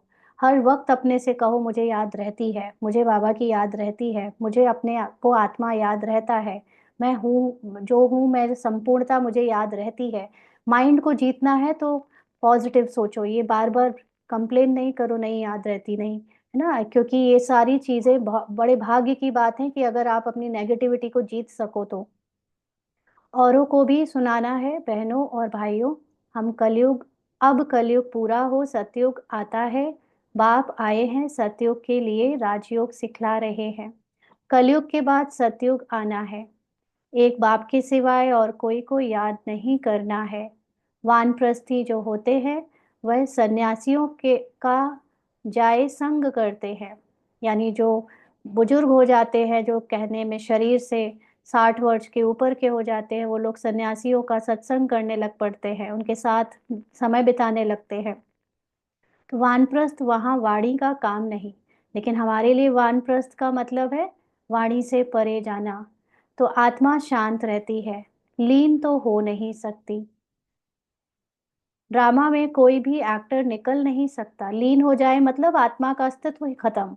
आत्मा का अस्तित्व खत्म तो उसका कैरेक्टर कभी बजेगा ही नहीं, और ऐसा तो होता ही नहीं, कैरेक्टर तो सबके फिक्स है और कल्प कल्प हर बार वैसे हूबहू बजते रहते हैं। तो आत्मा और परमात्मा में जो डिफरेंस है वो यही कि आत्मा परमात्मा के समान बन सकती है बट परमात्मा नहीं बन सकती, और उसका अस्तित्व खत्म नहीं हो सकता, वो चेंज होती रहेगी उसके माइंड के अकॉर्डिंग। तो यह भी बाप ने समझाया है, एक बाप के सिवाय और कोई को याद नहीं करना है, क्योंकि ये सारे कैरेक्टर आखिर इस माइंड ने बनाए हैं। तो हमें इस झूठे माइंड को, जो बनाया गया पूरा संसार की स्क्रिप्ट है, उसको देखकर क्या उसमें फंसना है ना। जो रियलिटी है, जो ट्रुथ है, जो परमात्मा है, और जो मैं आत्मा अपनी संपूर्णता में हूँ, बस उसको याद करो, क्योंकि वही सच्चाई है, बाकी सब झूठा है। तो बाबा कहते देखते हुए भी याद ना करो, यह पुरानी दुनिया तो विनाश हो जानी है, कब्रिस्तान है ना। अभी स्क्रिप्ट खत्म होगी तमो की, तमो प्रधान कलयुग की, तो सब खत्म हो जाएगा। इनको याद करके अपना समय क्यों बर्बाद करना है यहाँ। जो अभी नई स्क्रिप्ट आएगी वो नया रोल शुरू कर देगी, इसलिए पुराने को कब्रिस्तान समझ याद नहीं करना। मुर्दों को कभी याद किया जाता है क्या? बाप कहते हैं यह सब मरे पड़े हैं, यानी खत्म हो जाएंगे ये रोल। एक सीरियल खत्म होता है दूसरा आ जाता है, तो पुराना सीरियल खत्म हो जाएगा दूसरा शुरू हो जाएगा, तो पुराने सीरियल को क्या याद करना। मैं आया हूँ पतितों को पावन बनाए ले जाता हूँ, यहाँ यह सब खत्म हो जाएंगे। आजकल बॉम्ब्स आदि जो भी बनाते हैं बहुत तीखे तीखे बनाते रहते हैं, कहते हैं यहाँ बैठे जिस पर छोड़ेंगे उस पर ही गिरेंगे। यह नूंद है ना, अब तो ड्रोन से होने लगा है बाहरी रूप में। तो ये भी सब फिक्स है ड्रामा को खत्म करने के लिए। फिर से विनाश होना है, फिर से विनाश होना है, बनी बनाई स्क्रिप्ट है जो पहले जैसी दिखेगी। भगवान आते हैं नई दुनिया के लिए राजयोग सिखला रहे हैं। यह महाभारत लड़ाई है जो शास्त्रों में गाई हुई है। बरोबर भगवान आए हैं स्थापना और विनाश करने, है ना। तो भगवान आए हैं माना भगवान का नॉलेज, स्थापना और विनाश की नॉलेज हमको दे रहा है, हमारे ट्रुथ की नॉलेज दे रहा है। चित्र भी क्लियर है, तुम साक्षात्कार कर रहे हो हम यह बनेंगे। यहाँ की यह पढ़ाई खत्म हो जाएगी। तो साक्षात्कार का मतलब नॉलेज से नोइंग है कि हम अब ये बनेंगे। पहले साक्षात्कार की बात होती थी कि दिख गए विष्णु, दिख गए गई कोई देवी, कोई देवता, लेकिन अभी का साक्षात्कार एक समझ के अकॉर्डिंग क्लियर अंडरस्टैंडिंग है कि अब हम यह बनेंगे ना। यहाँ पर कोई दिखने की बात नहीं है कि हमको भी दिखे कल सतयुग का महल, लेकिन हमारे अंदर से जो कलयुगी स्क्रिप्ट खत्म होगी और सतयुगी स्क्रिप्ट शुरू होगी, ये समझ की बात है। तो यहाँ की यह पढ़ाई खत्म हो जाएगी, वहाँ तो बैरिस्टर डॉक्टर आदि की दरकार नहीं होती। तुम तो यहाँ का वर्षा ले जाते हो, हुनर भी सब यहाँ से ले जाएंगे।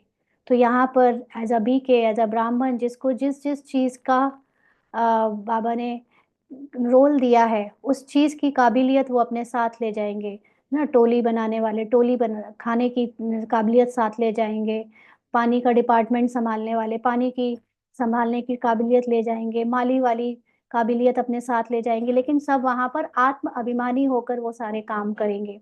और यहाँ पर जो सबसे ज्यादा आत्म अभिमानी की स्थिति में स्थित होकर बाकी के काम होते हुए देखेगा वो सबसे हाईएस्ट पोजीशन को पाएगा, क्योंकि वहाँ पे महाराजा महारानी कोई काम नहीं करेंगे।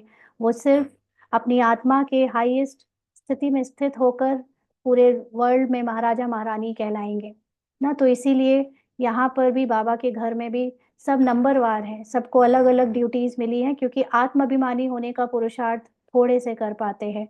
निरंतर आत्माभिमानी होने का थोड़ा बहुत तो सब करते हैं, लेकिन जो निरंतर वाला है वो बहुत थोड़े से लिमिटेड हैं जो कर पाते हैं।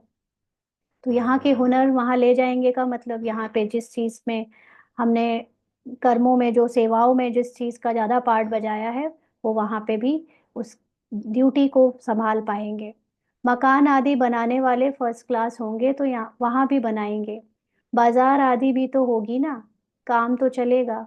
यहाँ से सीखा हुआ अकल ले जाते हैं, साइंस से भी अच्छे हुनर सीखते हैं, वे सब वहाँ काम आएंगे। प्रजा में जाएंगे। तुम बच्चों को तो प्रजा में नहीं जाना है, तुम आए ही हो बाबा मम्मा के तक नशीन बनने। बाप जो श्रीमत देते हैं उस पर चलना है। इसीलिए बाबा की एक श्रीमत है, अपने को आत्मा समझो। अगर अपने को हाईएस्ट पद में पहुंचाना है, जो कि फिजिकल पद है, यहाँ भी लालच की बात है थोड़ी, लेकिन फिर भी अगर हाईएस्ट में पहुंचाना है तो अपनी कंप्लीट सोल कॉन्शियस का पुरुषार्थ करना है। फर्स्ट क्लास श्रीमत तो एक ही देते हैं कि मुझे याद करो, यही सबसे बड़ी श्रीमत है।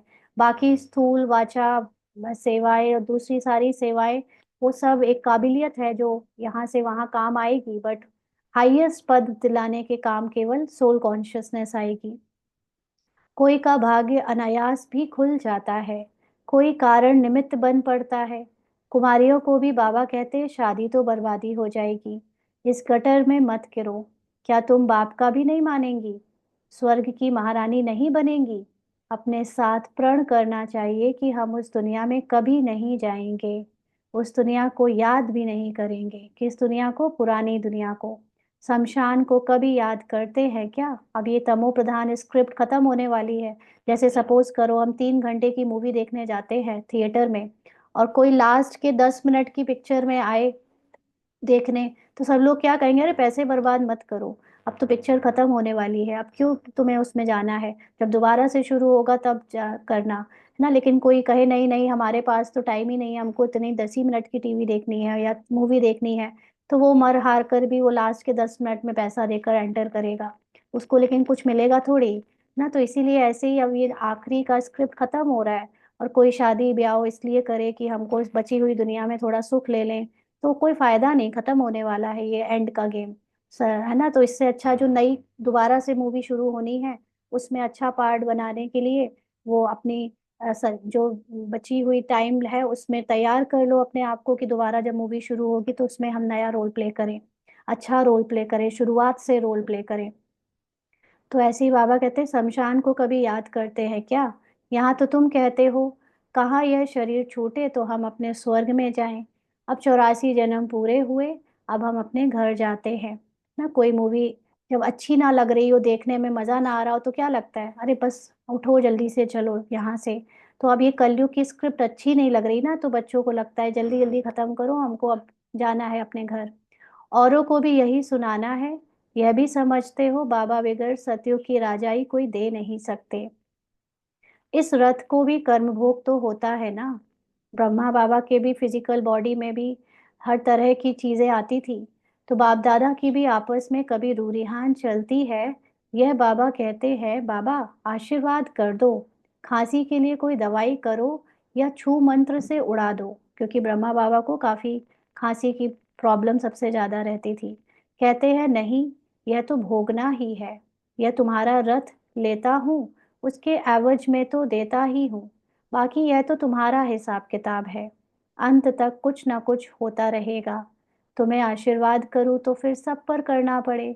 आज यह बच्ची यहाँ बैठी है, कल ट्रेन में एक्सीडेंट हो जाता है, मर पड़ती है, बाबा कहेंगे ड्रामा। ऐसे थोड़ी कह सकते कि बाबा ने पहले क्यों नहीं बताया, या कोई बाबा का बन गया तो उसका एक्सीडेंट नहीं होगा, या कोई मरेगा नहीं, ऐसा भी नहीं है। तो ड्रामा है, एक एक्ट का किसी का रोल खत्म होना होगा तो हो जाएगा, दूसरा एक्ट शुरू हो जाएगा। इसमें कोई इसकी बात नहीं है कि कोई बाबा का बन गया तो मरेगा नहीं भाई। बाबा का बनने का मतलब है आत्मा अपना सत्य जान गई, सत्य जान गई, यही तो सबसे बड़ा ट्रुथ है संसार का।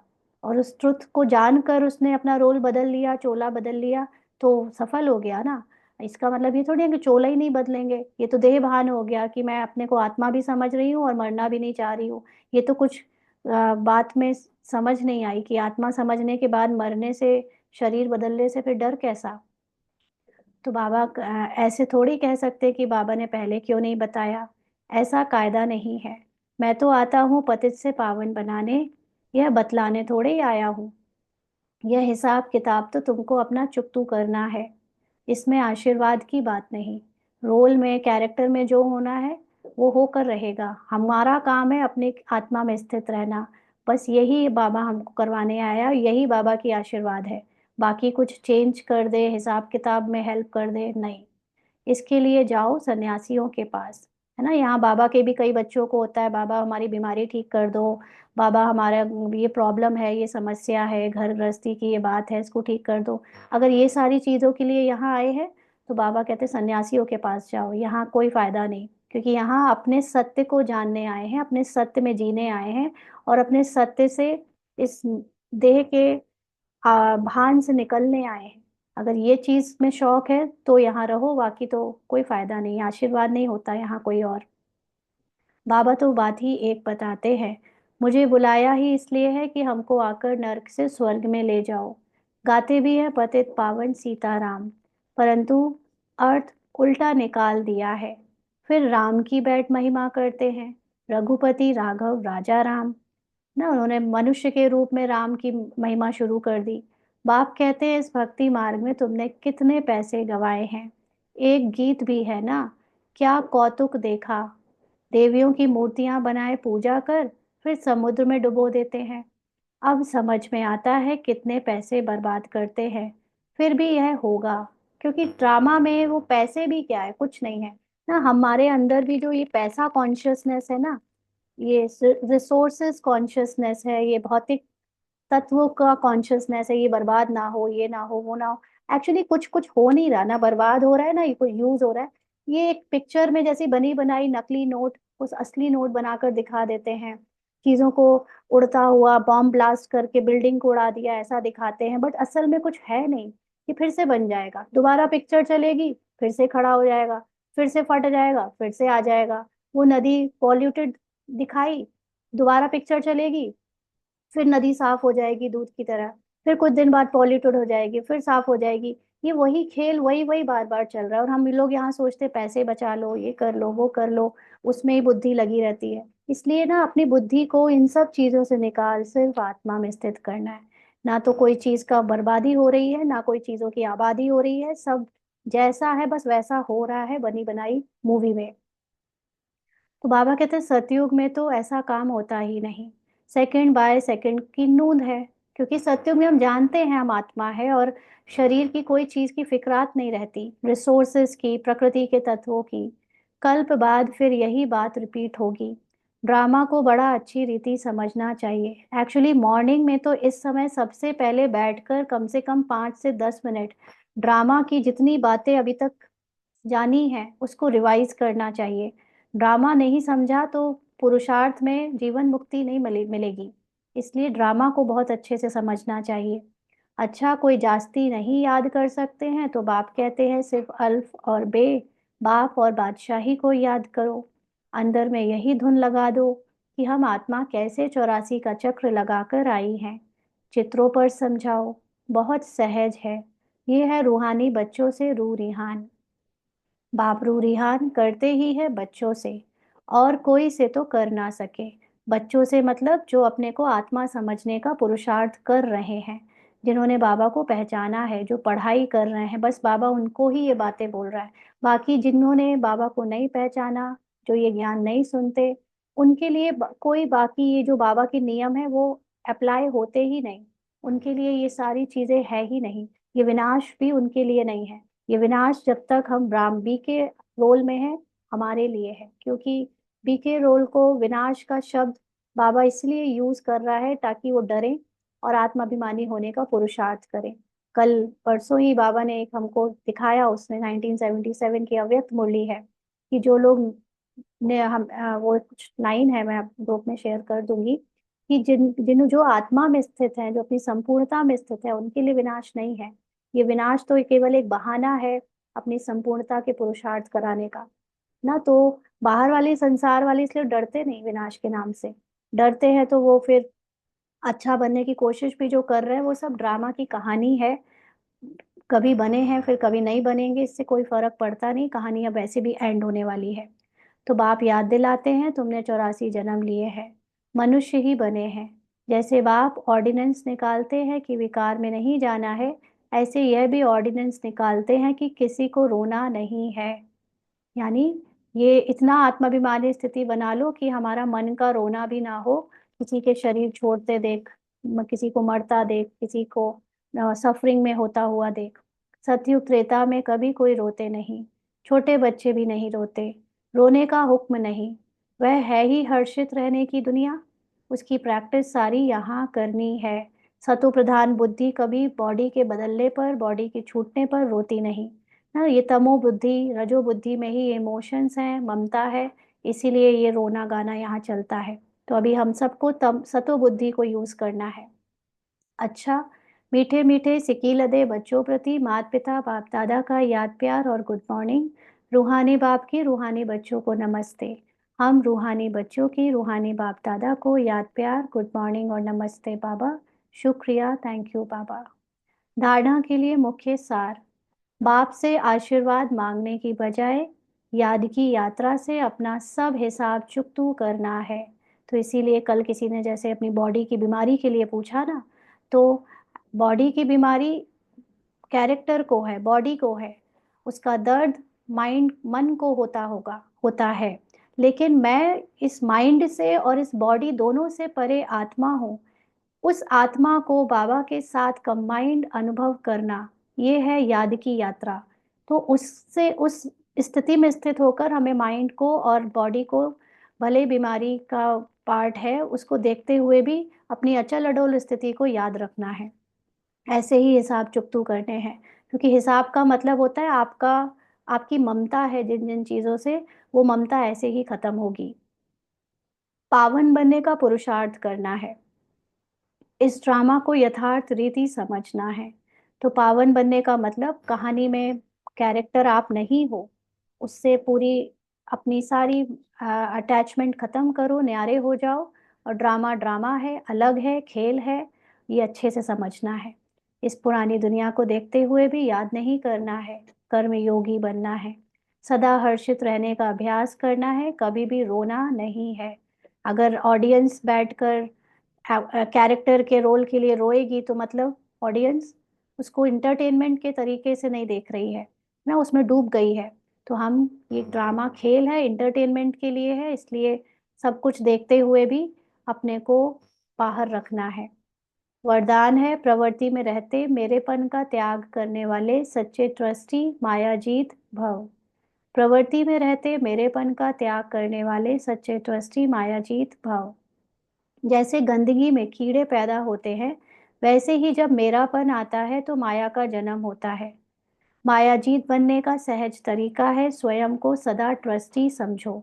आप जितना मेरा घर, मेरे बच्चे, मेरा परिवार, मेरी प्रॉपर्टी, ये सब मेरा मेरा करोगे, उतने ही आपके ऊपर लोगों का पेपर आएगा कि कभी वो किस चीज़ में आपको परेशान करेंगे, कभी आपको किस चीज़ में। जब कुछ भी मेरा नहीं रह जाता तो सब परेशानियां खत्म हो जाती हैं ना। तो माया जीत बनने का सहज तरीका है, स्वयं को सदा ट्रस्टी समझो। बाबा ने इसको दिया है। और जैसे मैं एक एक्टर हूँ, मुझको एक्टिंग करने के लिए ये घर, ये रिश्ते, ये सब कुछ दिया है, वैसे ही वो जो दूसरे लोग हैं उनको भी बाबा ने वही दिया है। तो उनको संभाल लेने दो, या अगर मुझे संभालना भी है तो मुझे उसकी चिंता नहीं करनी है, क्योंकि बाबा का है, बाबा जाने। तो ब्रह्मा कुमार माना ट्रस्टी। ट्रस्टी की किसी से भी अटैचमेंट नहीं होती, क्योंकि उनमें मेरापन नहीं होता। गृहस्थी समझेंगे तो माया आएगी, और ट्रस्टी समझेंगे तो माया भाग जाएगी। इसलिए न्यारे होकर फिर प्रवृत्ति के कार्य में आओ, तो माया प्रूफ रहेंगे ना। कल एक बहन का आपने कॉल किया तो आपने बताया कि आपकी बेटी को आपके उसके फादर जैसे फोर्स कर रहे हैं कि वो कोई दूसरे गुरु जी की दीक्षा ले ले। तो बाबा ने आपको यही राय दी कि आप करने दो जिसको जो करना है, आप क्यों समझते हो आपकी बेटी है, आपको उसके लिए सोचना है। उसके फादर उसकी जिम्मेदारी लेना चाहते हैं, उसको जो भी कराना चाहते हैं कराने दो, वो उन लोगों का ड्रामा में वो पार्ट जो है वो बजने दो। आप सिर्फ अपने को आत्मा में स्थित करो, आपको ये सब चीज़ों में फंसना नहीं है, मेरी बेटी को क्या कराना है कि मेरे बेटे को क्या कराना है या दूसरा क्या। आप छोड़ दो, जिसको जो कराना है कराने दो, आप कुछ नहीं हो। आप ना किसी की बेट माँ हो, ना किसी की गृहिणी पत्नी हो, आप तो सिर्फ आत्मा में स्थित रहो। बाकी दूसरे कामों में जिसको जो करना है करने दो, करवाने दो। दूसरों की जिम्मेदारी अपने हाथ में मत लो। स्लोगन है, जहाँ अभिमान होता है वहाँ आप अपमान की फीलिंग जरूर आती है। तो जहाँ अभिमान होता है, यानी जब हम खुद को शरीर का कोई ना कोई अभिमान रखते हैं, तो फिर हमें इस कैरेक्टर को अगर कोई कुछ कहेगा या कोई भी इस पे दोष या कोई अच्छाई कुछ भी देखेगा, तो उसमें फिर हमें अपमान की भी फीलिंग आएगी। तो ये एक चेकिंग है कि मैं आत्मा हूँ या मैं शरीर हूँ, ये कैसे पता चले। आपको अगर अब कभी अपमानित फील नहीं होता, आप सदा अपने को कैरेक्टर से अलग देखते हो, तो माना आप आत्मा में स्थित हो। और अगर आप कैरेक्टर से पहचान बनाकर थोड़ा फील में आते हो, फीलिंग करते हो, अभिमान या अपमान फील करते हो, माना आप कैरेक्टर कॉन्शियस हो। आज के अव्यक्त इशारे हैं, आपकी आंतरिक स्वच्छता, सत्यता, उठने में, बैठने में, बोलने में, सेवा करने में लोगों को अनुभव हो, तब परमात्म प्रत्यक्षता के निमित्त बन सकेंगे।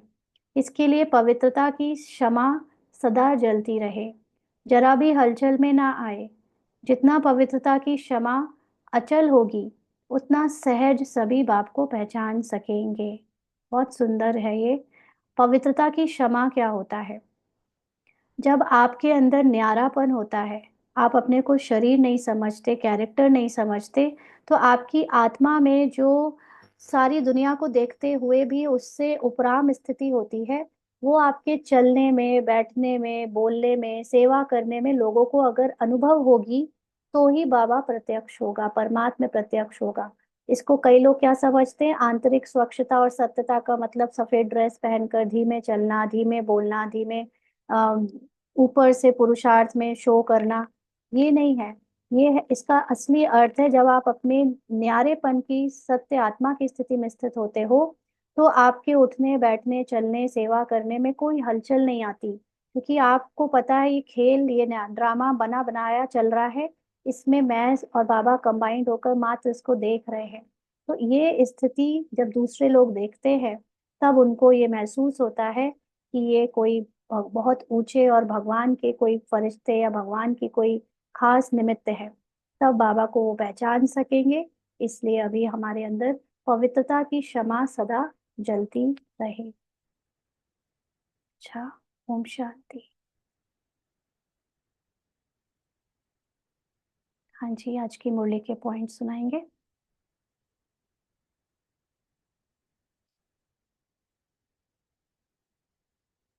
अब ज्ञान देने का टाइम नहीं, ज्ञान के सागर बनने का है। बिल्कुल, आत्मा को सदा परम धाम में परमात्मा के साथ कंबाइंड रहकर रोल को देखना है। राइट, हमारी स्टार्टिंग पोजीशन परम धाम होनी चाहिए और हम अपने को हमेशा परम धाम में ही।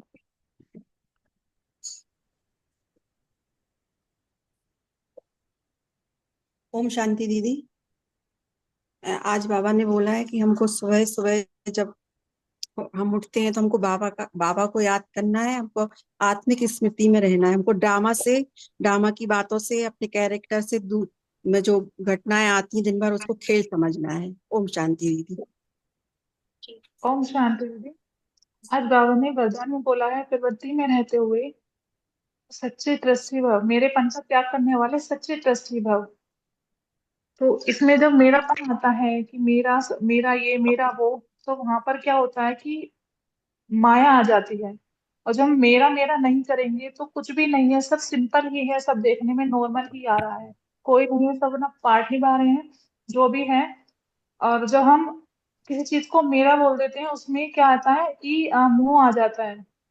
तो जब मेरा और मैं शब्द त्याग देंगे, कि नॉर्मल तरीके से हम देखेंगे कि हाँ ये है बस। जैसे कभी कभी होता है ना कि मेरा कहने की बहुत ज्यादा आदत होती है, कहते हैं कि मेरा फोन ले आना या मेरा ये रखा हुआ है, तो मेरा आ जाता है, तो मेरा में मेरा जुड़ जाता है, मतलब एक अंदर से एक मोह जुड़ जाता है। तो अब ये प्रैक्टिस चल रही है कि जैसे कुछ मांगना भी होता है ना, कि जैसे कपड़े हुए, मतलब इस चीज के इसके कपड़े हुए या फिर इसका फोन हुआ, तो एकदम से जब मेरा आता है ना, तो मेरे पे एकदम अटेंशन जाता है कि मेरा मेरा कैसे बोल दिया। नहीं, ये तो फोन है, नॉर्मली फोन ही है यूज करने के लिए। तो एकदम से अटेंशन जाता है इस पे, मेरा और मैं पे। तो ये बहुत अच्छा है। शुक्रिया बाबा। ठीक है सर। ओम ओम शांति। ओम शांति दीदी। हम्म, बाबा ने कहा है आपको दृष्टि बनना है, गृहस्थी नहीं बनना है। मतलब आपको सिर्फ महात्मा के रूप में चीजों के साक्षी होकर ड्रामा को सिर्फ देखना है। हम्म, ठीक है। उषा सिस्टर। ओम ओम शांति। ठीक। ओम, मैं बोलूं? हाँ ओम जी शांति। बताइए। जी जी। ओम शांति। हाँ, सिस्टर, आज एक कल्याणकारी का एक नया समझ दिया बाबा ने आपके थ्रू, कि कल्याणकारी मतलब मैं आत्मा जब अपनी स्थिति में स्थित होती हूँ, तो आत्मिक स्थिति में स्थित होती हूँ, तो मैं दूसरों को भी वही आत्मिक स्थिति में ही देखती हूँ। तो इससे देह भान मिट जाता है स्लोली स्लोली। तो यही कल्याण, अपने ऊपर भी कल्याण करना है, और यही ऐसे ही विश्व कल्याणकारी हम बनते हैं। शुक्रिया बाबा, शुक्रिया। और लीन होना, एक कंसेप्ट का भी आज बहुत क्लैरिटी आ गई, लीन होना भी, इसके लिए भी शुक्रिया। Thank you Baba. Mohini sister. ओम शांति दीदी। ओम इसी कल्याण से रिलेटेड ही एक बात आज क्लिक हुई कि जैसे अपना कल्याण करना, यानी जैसे हम आत्मा के अभ्यास में रहते हैं, तो उसमें ऑलरेडी औरों का कल्याण अपने आप हो जाएगा, स्वतः करना नहीं पड़ेगा। तो ये बात आज हिट हुई कि इसलिए पूरा जो अपना अटेंशन है वो स्व पे हो। हम्म, ये आज बहुत क्लियर हो गया, तो स्वतः होगा, मुझे करना नहीं पड़ेगा। राइट। श्रद्धा दीदी। ओम शांति। बाबा कहते हैं कि जब हम सोचते हैं कि हम असंपूर्ण हैं, तो हमें ऐसा लगता है कि हम कुछ ऐसा करें, सेवा करें, पुरुषार्थ करें, ताकि हम संपूर्ण बन सकें और दूसरे लोग हमको इम्पोर्टेंस देने लगें। तो ऐसा कुछ नहीं, हमें जो कुछ भी करना है उससे हमारा भला नहीं होना है। तो हमें अपनी आत्मिक स्थिति बनाने के लिए जो कुछ भी करना है अपने लिए करना है। तो इससे हमारी स्थिति जो है सतो प्रधान बनेगी और हम आत्माभिमानी हो सकेंगे। Very good. जी श्वेता सिस्टर। ओम ओम शांति। शांति दीदी। हाँ, दीदी, किसको बोलना है? जी आप बोलिए, फिर मीरा सिस्टर। अच्छा, तो दीदी आज पहले मुझे ये लगता था कि मतलब ठीक है, ट्रस्टी होकर संभालना है तो भी सब कुछ बाबा का है। तो अभी उमंग उत्साह रहता था हर चीज में कि शादी में भी जाना है, ठीक है, बाबा के साथ जाना है वो, और घर का भी साफ सफाई करनी है, कुछ करना है, बाबा का घर है, ये सब बाबा के बच्चे, तो बहुत उमंग उत्साह से काम रहता था। लेकिन आज ऐसा लग रहा है, बाबा ने कहा कि परम धाम की स्थिति में स्थित होकर ड्रामा को साक्षी होकर देखना है। मतलब सब हो अच्छा बुरा होते हुए, और कल शाम की मुरली में भी ये अंडरस्टैंडिंग दी कि कर्म का फल अच्छा आए या बुरा आए, जैसे आपने केक बिगड़ने का एग्जाम्पल दिया था, तो उस स्थिति में भी अपने आप को बाबा के साथ कंबाइन रहकर, बाबा की याद में रहकर पुरुषार्थ करना है। तो ये थोड़ा सा मैं प्रैक्टिस करूंगी। Thank you. जी मीरा बहन। ओम ओम शांति शांति दीदी। दीदी। बाबा ने कहा है कि जब तक आत्मा बिल्कुल पवित्र नहीं बनी, तब तक पवित्र शरीर मिल नहीं सके। आत्मा पवित्र बन जाएगी जब ही शरीर, आत्मा पवित्र बन जाएगी और शरीर पवित्र बनेगा, मिलेगा, जब ही आत्मा शुद्ध और शरीर शुद्ध रहेगा। और बाबा ने ये भी कहा है कि जो दिन में याद नहीं कर पाते वो रात में याद कर सकते हैं। ठीक। पहले मुरलियों में कहते थे कि दिन में मतलब रात में याद नहीं किया जाता है 12 के बाद, लेकिन कर सकते हैं। याद कभी भी कर सकते हैं, टाइम में बांधना नहीं है खुद को कि ये टाइम में इसके बाद नहीं कर सकते। ये सब शरीर की कहानी है, इसमें आत्मा की स्थिति में कुछ दिन और रात नहीं होता। आत्मा हर समय आत्मा होती है। तो अपने को याद करना कोई वो है क्या कि मैं अपने को रूपाली रात को नहीं समझूंगी, मैं दिन से सुबह के 4 बजे से लेकर रात के 10 बजे तक ही अपने को रूपाली समझूंगी, 10 बजे के बाद रूपाली नहीं समझूंगी। ऐसा करते हो क्या कभी कि मैं अपने को 4 बजे से 10 बजे तक मीरा समझूंगी, उसके बाद नहीं समझूंगी? अरे मैं हूँ जो, मेरा पूरा हक है, मैं अपने को हर वक्त रूपाली समझूं। जैसे जब तक कैरेक्टर में थी तब तक ऐसे अपने को समझती थी ना, हर वक्त 24 घंटे। ऐसे ही अपने को आत्मा समझने के लिए 24 घंटे कभी भी कर सकते हो आत्मा समझना का अभ्यास। जी। ओम शांति बाबा। जी अंजू सिस्टर।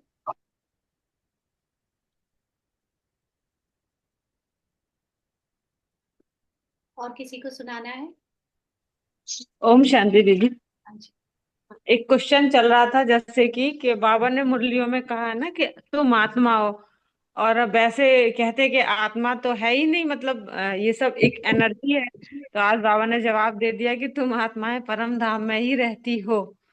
इसका आंसर भी मिल गया। और दीदी एक जैसे ये देहभान वाली बात ही है, लेकिन जैसे बाबा ने कहा कि तुम आत्मा भाई भाई सिस्टर नहीं हो, ऐसा क्यों बाबा ने बोला? बताया तो था कि सिस्टर्स को वर्षा नहीं मिलता है ना, बहनों लड़कियों को वर्षा नहीं मिलता था पहले। ह्यूमन पहले नहीं, जे ह्यूमन तो फॉर्म में थे। तो जैसे जब बाबा हाँ। का समय था, साकार बाबा का समय, ये मुरली साकार बाबा के समय की है, उस समय लड़कियों को वर्षा नहीं मिलता था, लड़कों को ही मिलता था। और इस समय बाबा जो हमको वर्षा दे रहा है, वो वर्षा हम अपने को भाई भाई समझेंगे तभी वर्षे के हकदार बनते हैं, ह्यूमन माइंड के हिसाब से। तो इसलिए बाबा ये वाली चीज बोल रहा है। बाकी आत्मा ना भाई है, ना बहन है, ना पुरुष है, ना स्त्री है। जी, आत्मा यही यही मतलब भाई भाई बोला तो वो ह्यूमन एक माइंड के माइंड वाली बात आ गई ना, इसलिए। हाँ, ये हाँ। शब्दों का खेल है, ये ह्यूमन माइंड के लिए है। आत्मा की स्थिति में ये सारी चीजों से बियॉन्ड है सब कुछ। जी जी, वही। जी अंजू ओम। सिस्टर। और ओम किसी? शांति दीदी जी। हाँ जी। जैसे बाबा ने बोला कि ट्रस्टी होकर चलो, तो ये जो गृहस्थी वालों के लिए, तो गृहस्थी में जैसे 4 मेंबर्स हैं, तो अगर एक उसमें से ज्ञान में चल रहा है, बाकी सारे अज्ञानी हैं, तो दीदी जी उसमें इस ज्ञानी आत्मा को ही पूरा घर का काम करना है, ऐसे वो लोग सोचते हैं। तो वो लोग कुछ करेंगे ही नहीं, इसी को कराओ सारा काम, यही करेगी ऐसे ऐसा करके। ऐसा एक मिनट, मैं समझ गई। हम एक्चुअली मेरे बीच में काटने की आदत इसलिए है क्योंकि आप लोग जो बोलने जा रहे हो तो पहले से मुझे पता होता है। तो ऐसा जो आपने बोला कि वो लोग सोचते हैं कि आप ही सारे काम करोगे, वो नहीं सोच रहे। ये आपके माइंड ने ऐसा प्रोजेक्ट किया है कि वो लोग ऐसा सोचते हैं कि सारे काम आप करोगे। आपके माइंड ने अगर ये विश्वास बदल दिया कि वो ये नहीं सोचते, मुझे ये सोचना है कि वो सब लोग अपना अपना काम खुद करेंगे, वो उनको सोचना ही है। आप अपने माइंड को समझा लो, उनके माइंड में अपने आप पहुंच जाएगा ये संकल्प और वो अपना काम खुद करने लगे। ओम शांति दीदी जी, 8 दिन तक ऐसा भी करके देखा तो कुछ हाँ, भी आठ नहीं दिन करते, झाड़ू आठ भी नहीं दिन लगती। दिखावे के लिए थोड़ी करना होता है बहन। ये अपना नेचुरल नेचर बना लो। ये कोई कंडीशन है क्या कि मैं 8 दिन अपने को आत्मा समझूंगी तो मैं आत्मा बन जाऊंगी? अरे तुम हो ही आत्मा। तुम्हें हर वक्त यही सोचना है कि सब अपना काम करेंगे। तुम्हारी परीक्षा है, अनलिमिटेड टाइम तक के लिए तुम छोड़ दो सारे काम और सिर्फ अपनी आत्मा की संपूर्णता में भी तो स्थित रहो। आप एज अ कैरेक्टर सोचकर उनके कैरेक्टर को बदलने के लिए ये काम कर रही हो तो नहीं होगा। हमें कैरेक्टर नहीं बदलना है, हमको ड्रामा नहीं बदलना है। हमको सिर्फ खुद के अपने बिलीव्स को बदलना है, हमें खुद की आत्मा में स्थित होना है और उसके बाद ड्रामा को एज इट इज होते हुए देखना है। अगर वो नहीं बदल रहे हैं तो भी यही ड्रामा में नूंद है, उसको भी स्वीकार करना है।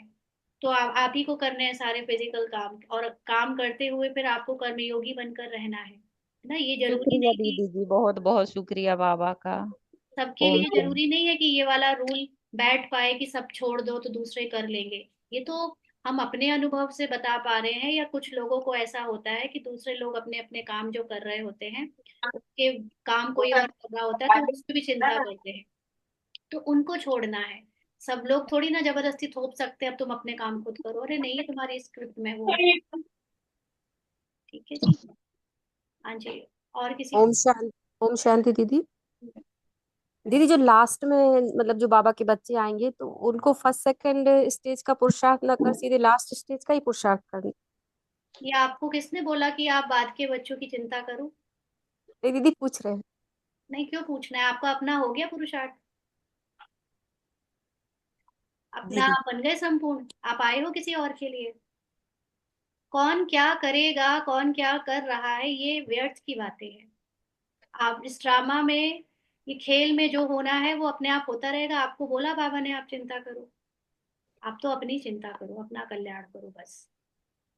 ठीक है, और किसी जी को? दीदी, जैसे शांति आत्मा दीदी। परम धाम में रहती है, यानी परम धाम मीन्स हायर कॉन्शियस, ऐसे ले सकते हैं? हाँ, आपके मतलब साइलेंस ऑलरेडी। की अवस्था, परम धाम का मतलब आपकी वो परम स्थिति, वो हाईएस्ट कॉन्शियस स्थिति जहाँ शरीर का कोई भान नहीं होता, जहाँ ना कोई भाषा, ना कोई संकल्प, ना कोई संस्कार, जस्ट साइलेंस। और बाबा और आप अपने स्वमान की स्मृति रह सकती है, लेकिन वो भी सिर्फ इसलिए क्योंकि आप साइलेंस में स्थित नहीं हो पा रहे हो, तो स्वमान यूज कर लो। अदरवाइज बाबा और मैं अपनी हाईएस्ट कॉन्शियसनेस में अपने आप को सारे सागर जितने हैं, शक्तियां जितनी है, उसका स्वरूप बनाकर बैठा हूँ उसमें। ठीक है, और किसी? ओम शांति दीदी। हाँ जी, लास्ट कोई बताएंगे, फिर बाबा को याद करेंगे। हाँ जी। हाँ जी दीदी, मैं ये कह रही थी, आज जैसे आपने बोला कि मन के खेल हैं ये सारे, जो भी ड्रामा में हम स्क्रिप्ट है या जो भी हम ड्रामा में कर रहे हैं, वो सब मन ने रचा है। तो उसमें क्या हम ये सोच सकते हैं, क्योंकि मन है तो आत्मा का ही पार्ट ना, तो क्या हम ऐसे सोच सकते हैं कि जैसे कि घर से एक बच्चा अपनी मनमानी करता हुआ बाहर निकल गया और अब वो वापस आना चाहता है क्योंकि वो वहां दुखी हो गया बाहर, लेकिन अब बाहर जो है वो बाहर की दुनिया में उसके इतने बन गई हैं चीजें कि खींचती हैं उसको वापस, और वो आना चाहता है लेकिन आ नहीं पाता। तो ये कह सकते हैं ऐसा? बिल्कुल कह सकते हैं। ठीक है, कह सकते दीदी, इस पे कोई क्लास भी है क्या डिटेल में कि ये सब मन का है किया हुआ? हैं। देखिए, डिटेल में अलग से नहीं, बाबा की क्लासेस में ही बीच बीच में बहुत सारी एक्सप्लेनेशंस होती रहती हैं। तो कोई अलग से ऐसे पर्टिकुलरली आपको जो सुनना है वो उसकी क्लास में कैसे बता सकती हूँ कि वो उस क्लास में होगा, लेकिन आप क्लासेस अगर कई दिनों से कर रहे हो, तो जो पुराने लोग हैं, जो ये सारी बातें ऑलरेडी क्लासेस में एक्सप्लेन की हुई हैं, तो पुराने लोग जी। जानते हैं। आप जितनी ज्यादा क्लासेस सुनोगे तो आपको अपने आप ही वो बातें मिलती जाएंगी जो आप अभी बता रहे हो या बोल रहे हो, उसकी डिटेल। ठीक है, थैंक यू बाबा। चलिए, बाबा को याद करें।